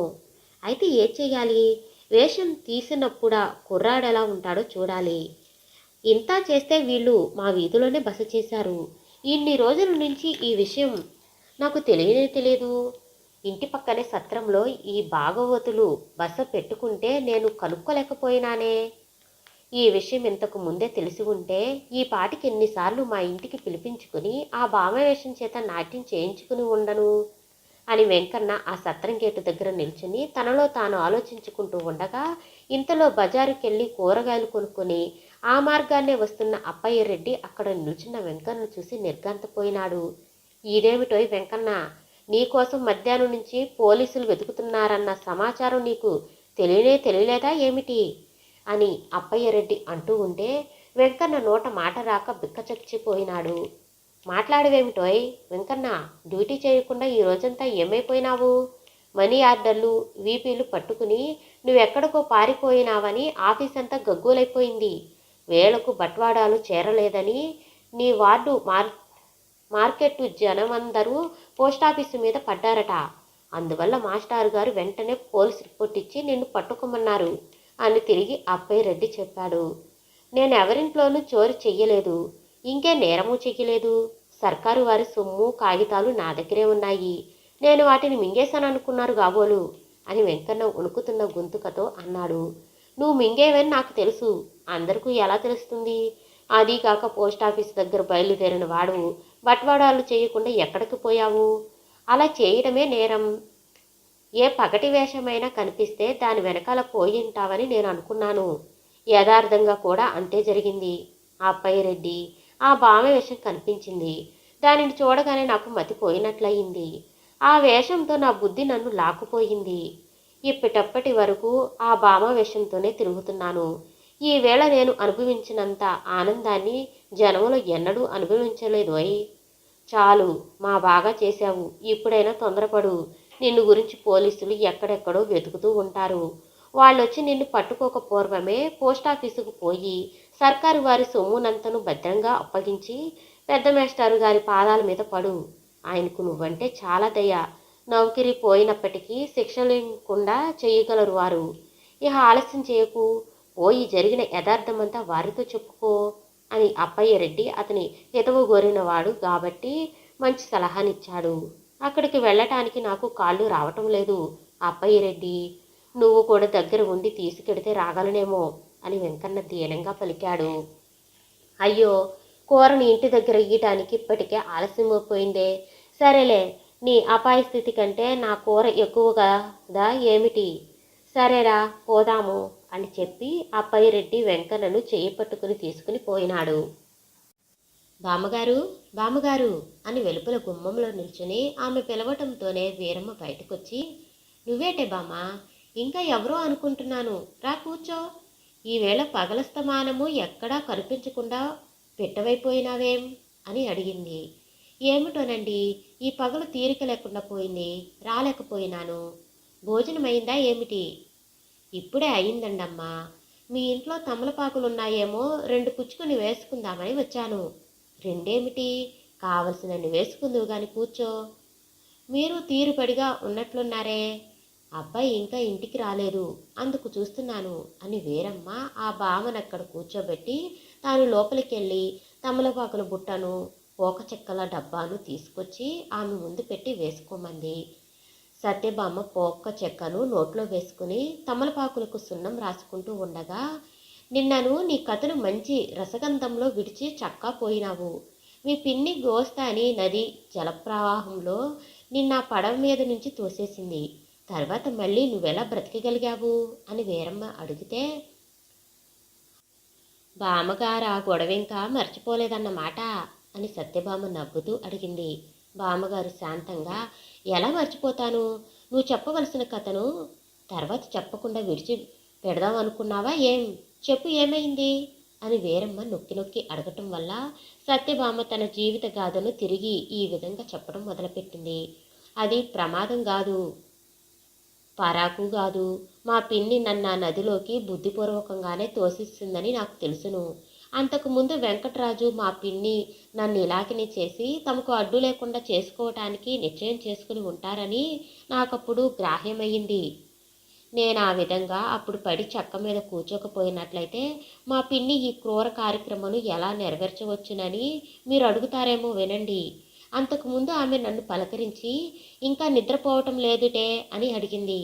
దాన్ని బట్టి నేను నిద్రలో ఉంటే తన ప్రియుడైన వెంకటరాజు సాయంతో నిద్రలో ఉన్న నన్ను సాయం పట్టి ఆ నదిలో పారేసి ఉందురు. అలా జరగకుండా నా అంతట నేనే పడి చెక్క మీద ఒకటికి కూర్చోవటము, నాకు భయంగా ఉందనడము, మా పిన్ని నా రెక్క పట్టుకోవటము జరిగింది. ఆమెకు అంతకంటే మంచి అవకాశం ఇంకేం కావాలి? అందువల్ల నన్ను పట్టుకున్నట్లే పట్టుకుని హఠాత్తుగా ఆ నదిలోకి తోసేసింది. తర్వాత ఏమైందంటారా? నేను అక్కడ పడిపోవటం తెల్లవారు గట్ల నిడదవోలు మడుగులో తేలాను. నాకు ఈత కూడా కొద్దిగా వచ్చును కాబట్టి నీళ్లు మింగలేదు, మూలకను లేదు. కానీ నిడదవోలు మడుగులో చేరేటప్పటికీ జబ్బలు పులిసిపోయినాయి. ఇంకొక 10 నిమిషాల పాటు ఎవరూ వచ్చి రక్షించకపోయినట్లయితే చచ్చిపోయే ఉందును. ఇంతలో బహిర్దేశానికి చెంబుతో నీళ్లు పట్టుకుని ఆ మార్గాన్ని వెడుతూ ఉన్న తమ్మయ్య యాదవ అనే ఒక భాగవతారు నీటిపై కొట్టుకుంటూ ఉన్న నన్ను చూసి దగ్గరకొచ్చి నన్ను తీసి బయటపడేశాడు. అప్పటికి నేను కొన ఊపిరితో ఉన్నానట. తర్వాత ఆ భాగవతారు నాతో చెప్పాడు. అప్పుడు అతను నన్ను ఒక ఒంటెద్దు బండి మీద వేసి తన బసకు తీసుకుని పోయి ఏమేమో ఉపచారాలు చేశాడట. ఆ సాయంకాలికి నేను తేరుకున్నాను. భాగవతారు నాకింకా ఎంతో దయతో ఉపచర్యలు చేసి 2-3 రోజుల కల్లా నన్ను మామూలు మనిషిని చేశాడు. అప్పుడు నా గత జీవితమునంతటిని ఆయనతో చెప్పగా అతడు చాలా జాలిపడి నాతో ఇలా చెప్పాడు. అమ్మా, నీలాంటి అపురూప సౌందర్యవతిని భగవంతుడు నాకు ప్రసాదించాడు. నిన్ను నేను కనురెప్పల్లో పెట్టుకుని పెంచుకోగలను. కామంతో కన్న మమకారాన్ని కూడా చంపుకుని ఆ కాటికి కాళ్ళు చాచుకున్న ఆ వృద్ధాప్యంలో కాంతాలోనుడై నిన్నాదరణ చేసిన నీ తండ్రి దగ్గరకు నిన్ను పంపటం నాకెంత మాత్రమూ ఇష్టం లేదు. నీకు కడుపు నిండా కూడైనా పెట్టకుండా కొట్టి తిట్టి కులతగా చరించిన నీ సవితి తల్లి దగ్గరకు నిన్ను పంపటం నాకెంత మాత్రమూ ఇష్టము లేదు.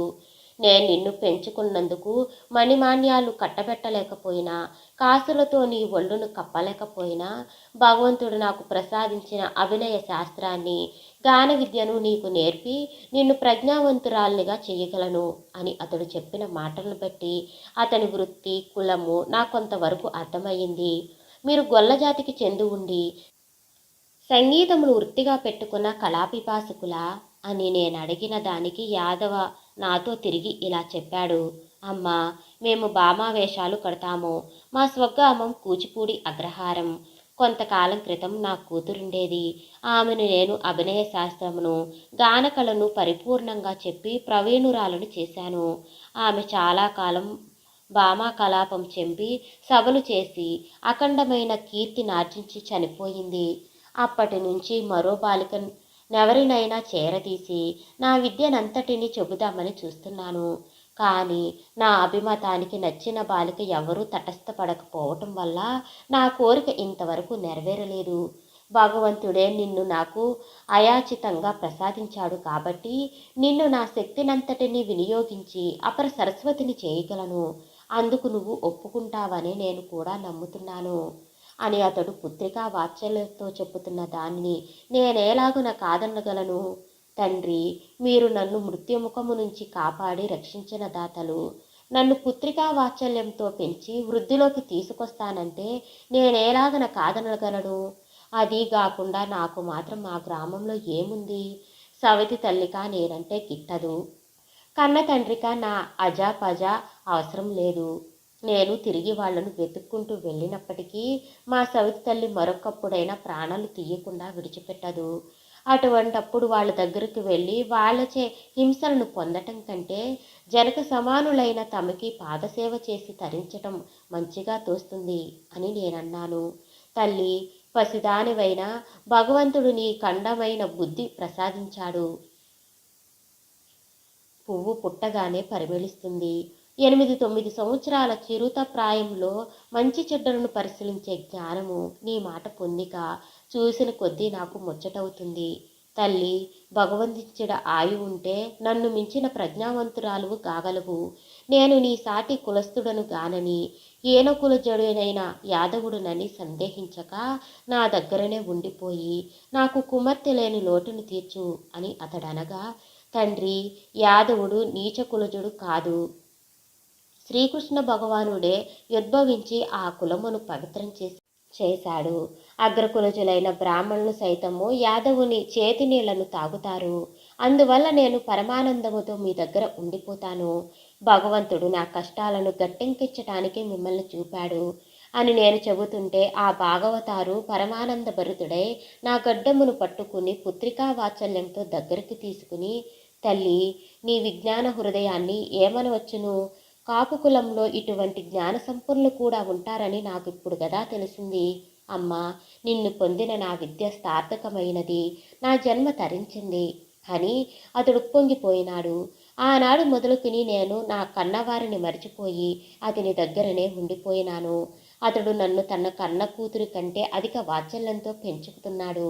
నన్ను రక్షించి కాపాడిన ఆ భాగవతారుది కూచిపూడి గ్రామమే నివాస స్థలం. అతడు సంవత్సరానికి 2 పర్యాయములు మాత్రమే స్వగ్రామం వెళ్ళి 4 రోజులుండి వస్తూ ఉండి తిరిగి సంచారానికి బయలుదేరుతూ ఉంటాడు. అతనితో ఎప్పుడూ డజను మంది జట్టు ఉంటారు. వారందరూ పగటి వేషాలు వేస్తూ దేశమంతా సంచారం చేస్తూ ఉండటమే వృత్తిగా పెట్టుకున్నారు. ఆదిలో ఆ భాగవతారు గారి దగ్గర అటువంటి అఖండమైన ప్రజ్ఞ ఉందని నాకు తెలియదు. ఆయన ఆదిలో కూచిపూడిలోనే చిన్నతనం నుంచి కూడా ఒక బ్రాహ్మణుని దగ్గర శుశ్రూషను పొందాడట. భరతనాట్య శాస్త్రమంతా అతని సొమ్ము. ఏ దేశం వెళ్ళినా, ఏ గ్రామం వెళ్ళినా ఆయనకు కనకాభిషేకం కురుస్తుండేది. కూడా ఉన్న ఆ డజను మంది భాగవతులను, కూచిపూడిలో ఉన్న వారి కుటుంబాలను కూడా ఆ భాగవతారే పోషిస్తూ ఉండేవారు అని ఆమె చెప్పగా, అయితే గొల్లవానికి అటువంటి ప్రజ్ఞ ఎలా కలిగిందంటావమ్మాయి అని వీరమ్మ ఆశ్చర్యంతో అడిగింది. చెప్పానుగానండి, ఆ భాగవతారు కూచిపూడిలో తన చిన్నతనములో ఒక బ్రాహ్మణ పండితుడిని ఆశ్రయించి ఆయన దగ్గర అంత విద్యను నేర్చుకున్నాడట. అలా చెప్పు, నాకు అర్థమయ్యిందిలే, తర్వాత చెప్పు. ఇక చెప్పడానికి ఏముందిలేండి.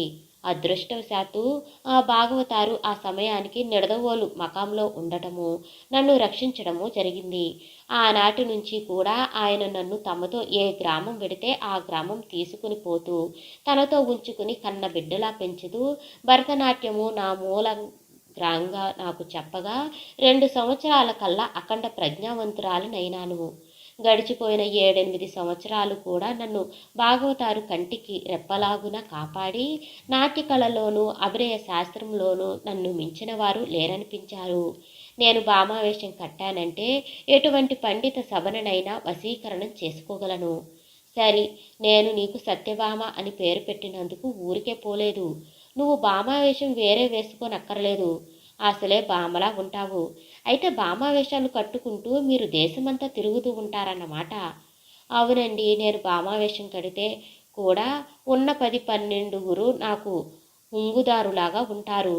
నేను గజ్జి కట్టక పూర్వం అందులోనే ఒక కుర్రాడు భామావేశం కట్టేవాడు. నేను వృద్ధిలోకి వచ్చినప్పటి నుంచి అతడు మానేశాడు. బాగానే ఉంది కానీ నీ కన్నవారి సంగతి తర్వాత ఏమైనా నీకు తెలిసిందా? లేదండి, తెలుసుకోవడానికి నేను ప్రయత్నం కూడా చెయ్యలేదు. నన్ను బలవంతాన ఆగోస్తాని నదిలోకి తోసేసిన మా పినతల్లి అనంతరం నేను ప్రమాదవశాత్తు ఆ నదిలో పడిపోయానని అందరితోనూ చెప్పి ఉంటుంది. మా నాన్నగారైనా నన్ను గురించి విచారించి ఉంటారన్న నమ్మకం నాకు లేదు. కడుపున కన్న తండ్రికే నన్ను గురించి విచారం లేనప్పుడు ఇంకా విచారించేవారు ఎవరున్నారు చెప్పండి బామ్మగారు? అవును కానీ మీ అత్తవారు ఎక్కడో ఉన్నారు కదా, వాళ్ళైనా నీకోసం ప్రయత్నం చేయలేదా?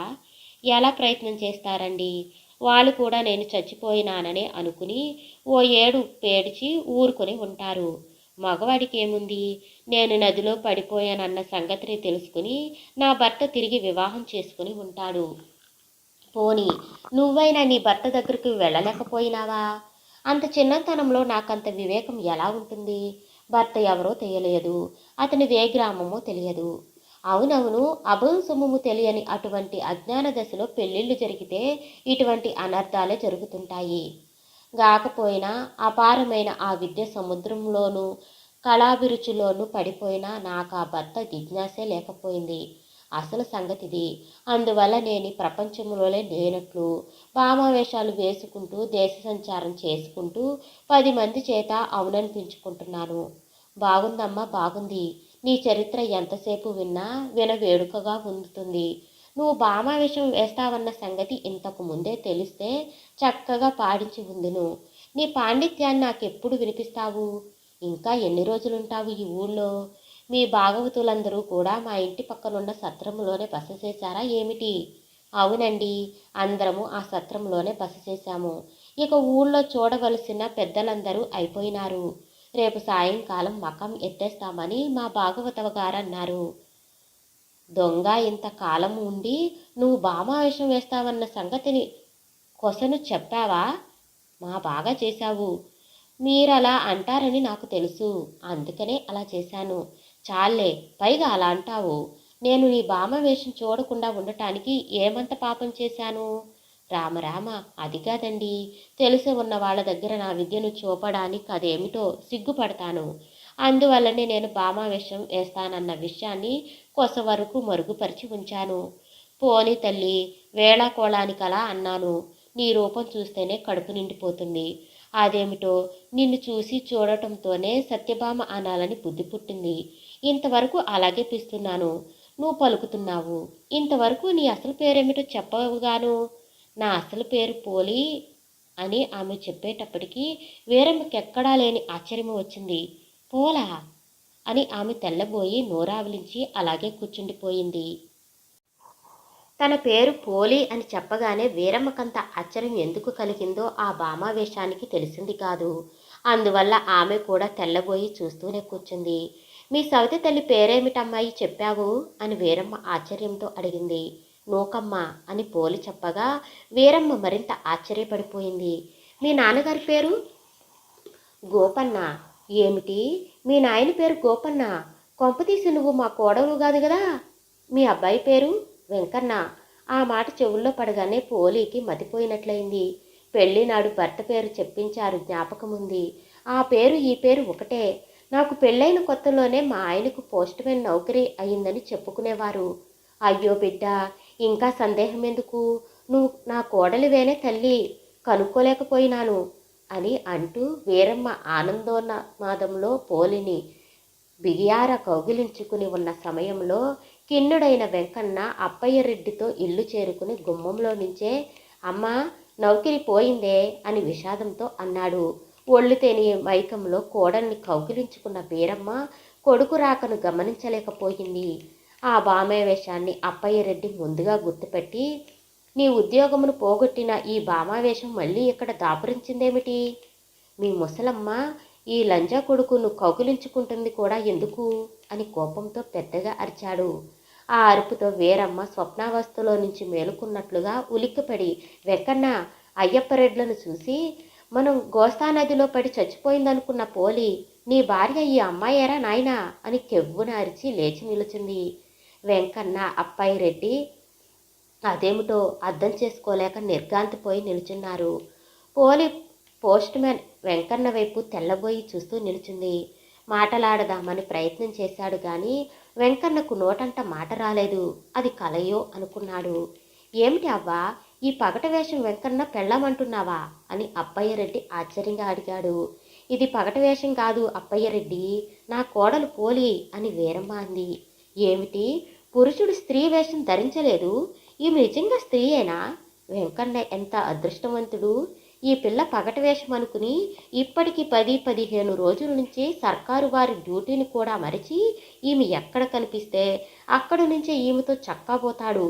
నౌకరీ కూడా ఈవేళ అందుకే పోయింది అని అప్పయ్యరెడ్డి జరిగిన సమాచారమునంతటిని క్రమంగా చెప్పి వెంకన్న ఆ భామావేశాన్ని గురించి ఎంతగా మోహపరవశుడయినాడో వీరమ్మకు చెప్పాడు. పోలి సిగ్గుతో తలను కిందకి దించేసుకుంది. ఈమె తండ్రి పేరేమిటి అని వెంకన్న ఆనందోద్రేకంతో అడిగాడు. గోపన్నట. ఇంకా సందేహం ఎందుకురా నాయనా, ఈ పిల్ల నీ పెళ్ళామే. అవును, మామగారి పేరు కూడా గోపన్నే. ఏమీ అనుమానం లేదు. చచ్చిపోయిందనుకున్న నీ భార్య తిరిగి దైవవశాత్తు లభ్యమయ్యింది. సవితి తల్లి పేరు కూడా చెప్పింది, నూకమ్మట. సరి, ఇంకా అనుమానం లేదు. అయితే గోస్తనీ నదిలో పడి చచ్చిపోయిందనుకున్నారుగా, తిరిగి ఎలా బతికింది? ఈ భామావేశాల వృత్తి ఎందుకు చేస్తుంది? నాకేమీ అర్థం కావటం లేదే అమ్మా అని వెంకన్న ఆనందాశ్చర్యాలతో తల్లిని అడగ్గా, అయ్యో, గుండె బద్దలైపోయేటంతటి తన విషాద గాథనంతటినీ ఈమె నాకు 2-3 రోజుల నుంచి చెబుతూనే ఉంది. సవితి తల్లి ఈమెను కష్టాలు పెట్టి పెట్టి చివరకు పెళ్లికి వెడుతుండగా పడవ మీద నుంచి బలవంతంగా నదిలోకి తోసేసిందట. అప్పుడు భాగవతార్ అనే ఒక గొల్లపంతుడు ఈమెను కాలువలో నుంచి తీసి రక్షించి ఈ 8 సంవత్సరాలు పెంచి ఇంతటి ప్రజ్ఞావంతురాల్ని చేశాడట అని వీరమ్మ పోలి యొక్క జీవిత సంగ్రహాన్ని క్రమంగా చెప్పగా, ఇంత జరిగితే మనకేమీ తెలియలేదు. కాలు జారి కాలువలో పడిపోయిందంటే గామోనని ఒక ఏడుపు ఏడ్చి ఊరుకున్నాము అని వెంకన్న అన్నాడు. ఏడ్చి ఊరుకున్నావా?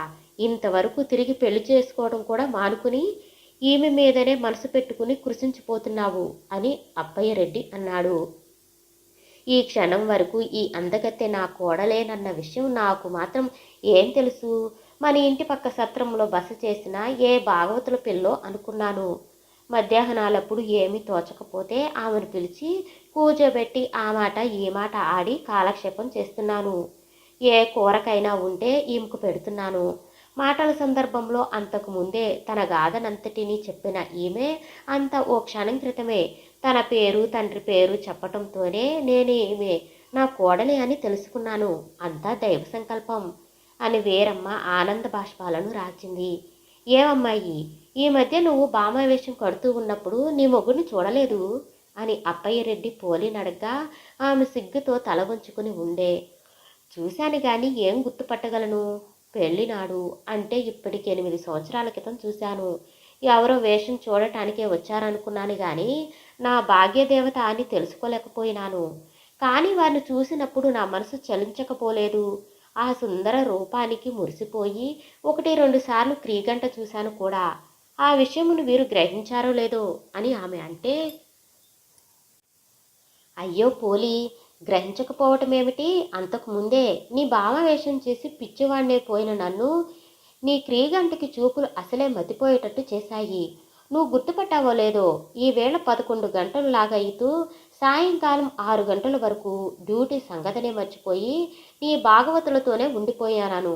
సర్కారు వారి డ్యూటీని చెయ్యకపోయినందుకు నౌకరీలో నుంచి తొలగించారు కూడాను అని వెంకన్న చెప్పగా, ఇంకా నయం, పోస్ట్ మాస్టర్ గారు మంచివారు అవడం వల్లను, వెంకన్న అంటే ఆయనకి ఎక్కువ అభిమానం ఉండటం వల్లను ఈతడు చేసిన తప్పుకు వేరే శిక్ష ఏమీ లేకుండా నౌకరీ ఓడదీయటంలో సరిపెట్టారు.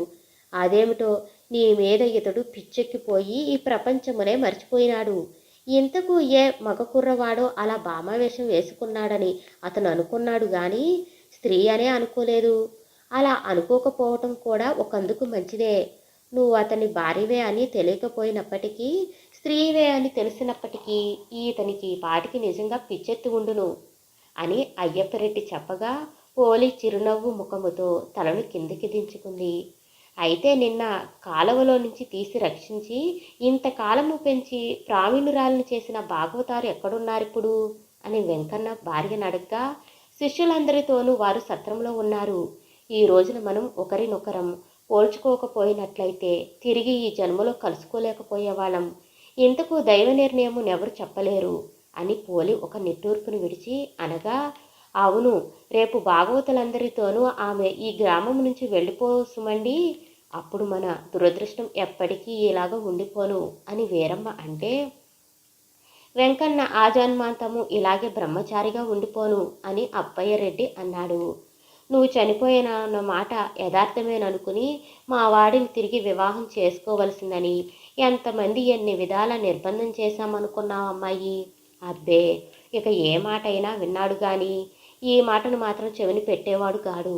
దగ్గర దగ్గర 1,00,000 రూపాయల ఆస్తినైనా వదులుకున్నాడు గాని నీ మీద ఉండే ప్రేమ వల్ల తిరిగి వివాహం చేసుకోవటానికి మాత్రం అంగీకరించాడు కాదు అని వీరమ్మ చెప్పగా, తన భర్తకు చిన్నప్పటి నుంచి తన ఎందుండే మక్కువను తెలుసుకున్న పోలి తన్మయానందమును అనుభవించింది.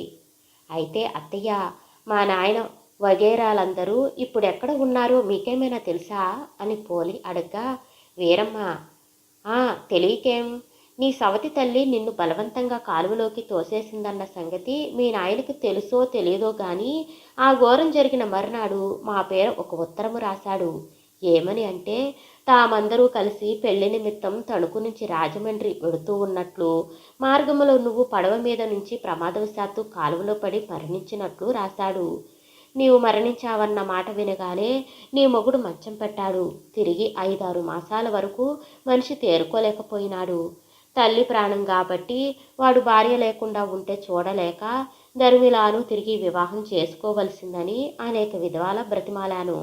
అనేక మంది చేత చెప్పించారు, కానీ వాడు వినలేదు. అప్పటికి నువ్వు 8 సంవత్సరాల పిల్లవే అయినప్పటికీ నీ మీద వాడికి ఉన్నటువంటి మితిలేని ప్రేమయే వాణ్ణి అలా చేయించింది. నీకు పెళ్ళి అయినప్పటి నుంచి మేమీ నెల్లూరులో ఉండిపోయేవడము, మీరా తణుకులో ఉండిపోవటమో జరిగింది. ఇంత దూరాన ఉండటం వల్ల నీ సంగతి మాకు, మా సంగతి నీకు తెలియకుండా పోయింది. నీ సవతి తల్లి నిన్నన్ని విధాల బాధలు పెడుతుందన్న విషయం కానీ, మీ నాయన 3వ పెళ్ళం మీద ఉండే వ్యామోహం కొద్దీ కన్న కూతురువైన నిన్నంతగా ఉపేక్ష చేసి అనాదరణ చేస్తున్నాడన్న విషయం కానీ మాకు తెలిసినట్లయితే ఒక్క క్షణం నిన్నక్కడ అట్టే పెట్టేవాళ్ళమా? నీకు చిన్నతనమైనప్పటికీ రజస్వల గాకపోయినప్పటికీ వెంటనే తీసుకొచ్చి పెంచుకోకపోయేవాళ్ళమా అని వీరమ్మ విషాదంతో అంది. జరిగిపోయిన దానిని గురించి ఇంత విచారించడం ఎందుకులే అమ్మా, నా భాగ్యదేవత నాకు తిరిగి లభించింది, నా జన్మ సార్థకమైంది అని వెంకన్న ఆనంద పరవశుడై అన్నాడు. ఇప్పుడు మా నాన్నగారు వగైరాలందరూ ఎక్కడ ఉన్నట్లు అని పోలి తిరిగి అడిగింది.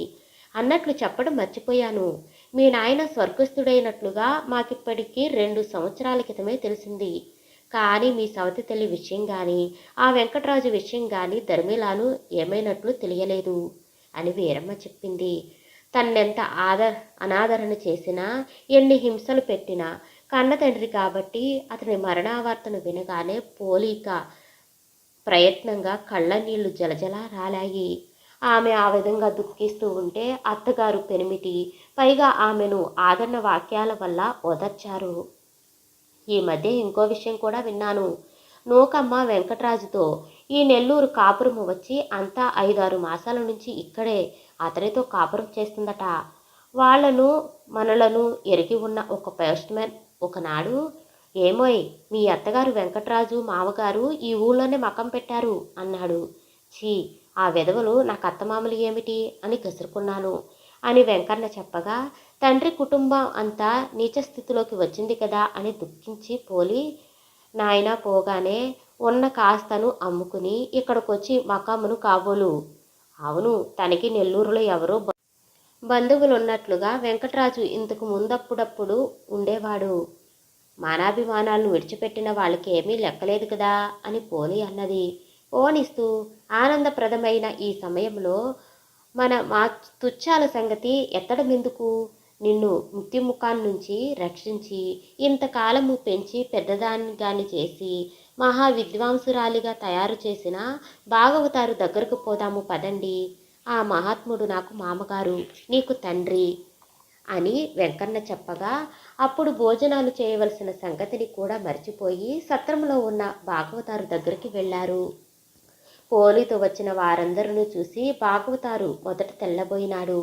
పోలి క్రమంగా యావదృష్టాంతమును ఆయనకు చెప్పి తన భర్త అయిన వెంకన్నను చూపగా అతడు ఆనందపరుస్తుడై, నా చేసిన ప్రయత్నం ఫలోన్ముఖమయ్యింది, నా కోరిక నెరవేరింది, ఇంకేం కావాలి అన్నాడు. అయ్యా, ఈ జీవితంలో ఎన్నడూ కలుసుకోలేని మా భార్యాభర్తలనిద్దరినము కలిపి మహాపుణ్యములైనారు అని వెంకన్న తన కృతజ్ఞతను వెలుగుచ్చాడు. అన్నయ్య గారు ఆరిపోయిన దివ్యజ్యోతిని తిరిగి వెలిగించి మా వంశమును నిలబెట్టారు. ఇది మీరు పెట్టిన దీపం అని వీరమ్మ కొడుకుతో భాగవతారుకు మొక్కింది. తలవని తలంపుగా ఇటువంటి ఆనంద సంఘటనం ఎవరి జీవితంలోనూ కలగదు అని అప్పయ్యరెడ్డి తన ఆనందమును వెలుగుచ్చి, చిన్నతనంలో ఎప్పుడయ్యిందో ఈ ఇద్దరికి పెళ్ళి, అందువల్ల మనం అందరము కలిసి ఈ ఇద్దరకు వైభవంగా పెళ్లి చేసి కన్నుల పండుగగా చూడాలి అని అప్పయ్యరెడ్డి తిరిగి అనగా, ఇప్పుడు నా కొడుకు 1,00,000 రూపాయలు స్థితిమంతుడు, అదెంత పని అని వీరమ్మ సగర్వంగా అంది. తన పెళ్లి మాట తలపెట్టగానే పోలి పరవశురాలయ్యింది. ఇహ భామావేశాలు మానేస్తుంది కాబోలు అని అప్పయ్యరెడ్డి అనగా, అలా ఎప్పుడు చెయ్యను. ఆ విద్య మూలంగానే నా దేవుణ్ణి నేను తిరిగి కలుసుకోగలిగాను. నా గురుదేవుడు నేర్పిన ఈ విద్యను 10 మందికి నేర్పుతాను. నేను ఆ విద్యను అనుభవించి ఆనందిస్తాను అని పోలి చెప్పగా భాగవతారుకు సంతోషం కలిగింది. చిరకాల వియోగానంతరం పునఃసమాగమైన ఆ దంపతులిద్దరి చేతులను కలిపి అతడు దీవించాడు. ఒక శుభముహూర్తాన ఆ ఇద్దరు దంపతులకు తిరిగి యథావిధిగా వివాహ కార్యం జరిగింది. అయితే పోస్ట్ మ్యాన్ వెంకన్న భాగవతులతో పెరిగి చిరకాలం గొల్లకులంలో కలిసి ఉన్న భార్యను చేపట్టాడని, కాపు కులస్తులందరూ అతని వివాహ వైభవంలో పాల్గొనకపోవడమే కాకుండా ఆ కుటుంబాన్ని కాపు కులంలో వెలివేశామన్నారు. అందుకు వెంకన్న దంపతులు గాని పోలి గాని ఎంత మాత్రమూ విచారించలేదు. వెంకన్న పెళ్లి చేసుకున్నాడన్న సమాచారం తెలియగానే అంతవరకు అతని ఆస్తిని భద్రపరిచిన ట్రస్టీలు వెంటనే అతని ఆస్తిని అతనికి స్వాధీనం చేశారు. వీరమ్మ తన చిరకాల వాంఛితం నెరవేరినందుకు కొడుకును కోడల్ని చూసుకుని మురిసిపోతుంది. భాగవతారు తన ప్రియ శిష్యురాలని భర్త దగ్గర అప్పగించి అప్పుడప్పుడు వచ్చి చూసిపోతూ ఉంటానని చెప్పి మిగిలిన తన శిష్యులతో సంచార కార్యక్రమాన్ని అనుసరించి వెళ్ళిపోయినాడు. వారిలోని భామావేశం తిరిగి మారింది. పోలి రాకముందు ఏ యువకుడైతే ఆ వేషమును వేసేవాడో ఇప్పుడు తిరిగి అతడే ఆ వేషమును వేస్తూ ఉన్నాడు. పోలి ఆ నెల్లూరు గ్రామంలో భర్తచే ఒక అవినీయ శాస్త్ర కళాశాలను నిర్మించి అందులో అనేక మంది బాలబాలికను ఉచితంగా శాస్త్ర విద్యను గరుపుచు నానాటికి అంతరించిపోతున్న అభినయ కళను పునరుద్ధరిస్తుంది. వారానికోసారి ఆమె కచేరీ, ఆ కుటుంబాన్ని వెలివేసిన వారు సైతము పోలి భామావేశం కడుతున్న రోజున కళాశాలకు వెళ్ళి ఆమె యొక్క గాన నాట్యాభిమానాలను తిలకించి ధన్యులమైనామనుకుంటుండేవారు. ఒకనాడు జరిగిన త్యాగరాజుల వారి దినోత్సవం సందర్భంలో పోలి భామావేశమును ధరించి అంతవరకు కొన్ని వేల మంది ప్రేక్షకులలో నాట్యం చేసి అందరి చేతను శబాస్ అనిపించుకుని అది పూర్తి అయినాక విశ్రాంతి మందిరంలోకి వచ్చి బత్తయ్యడులో సోలిపోయింది. వెంకన్న ఆమెను మధుపానాదులనిచ్చి సేద తీర్చారు. ఆమె ఇంకా బత్తయ్యడిలోనే ఉంది. బామా, నువ్వు నా భార్యవని తెలిసి ఉండి కూడా అప్పుడప్పుడు స్వర్గలోకంలో నుంచి అవతరించిన అప్సరస కామినీవేమోనని భ్రమపడుతూ ఉంటాను సుమా అన్నాడు. అని అతడంటే, అబ్బా పోదురు అంతా వేళకోళం అని ఆమె గునిసింది. పోనీ కానీ నీ విద్యను అనేక మందికి నేర్పి మహాపుణ్యమును గట్టుకుంటున్నావు, నాకు కూడా నేర్పరాదు? గజ్జి కట్టి నాతో సమానంగా ఆడగలరా? ఆహా, అప్పుడు పార్వతీ పరమేశ్వరుల తాండవమును ఈ లోకంలో అందరూ చూడగలుగుతారు కాబోలు అని ఆమె నవ్వుతూ అంటే అతనప్పుడు ఆమె అదరమును ముద్దు పెట్టుకోకుండా ఉండలేకపోయినాడు. సమాప్తం. నేను వినిపించే ఆడియో నవల్స్ మీకు నచ్చినట్లయితే మరిన్ని నవల్స్ కోసం షేర్ చేసి, లైక్ చేసి, సబ్స్క్రైబ్ చేసుకోండి. అలాగే పక్కనే ఉన్న బెల్ ఐకాన్ని ప్రెస్ చేయండి. పక్కనే ఉన్న బెల్ ఐకాన్ని ప్రెస్ చేయటం వల్ల నేను పంపించిన ఆడియోస్ మీకు వెంటనే నోటిఫికేషన్ అందుతుంది. Thank you for watching.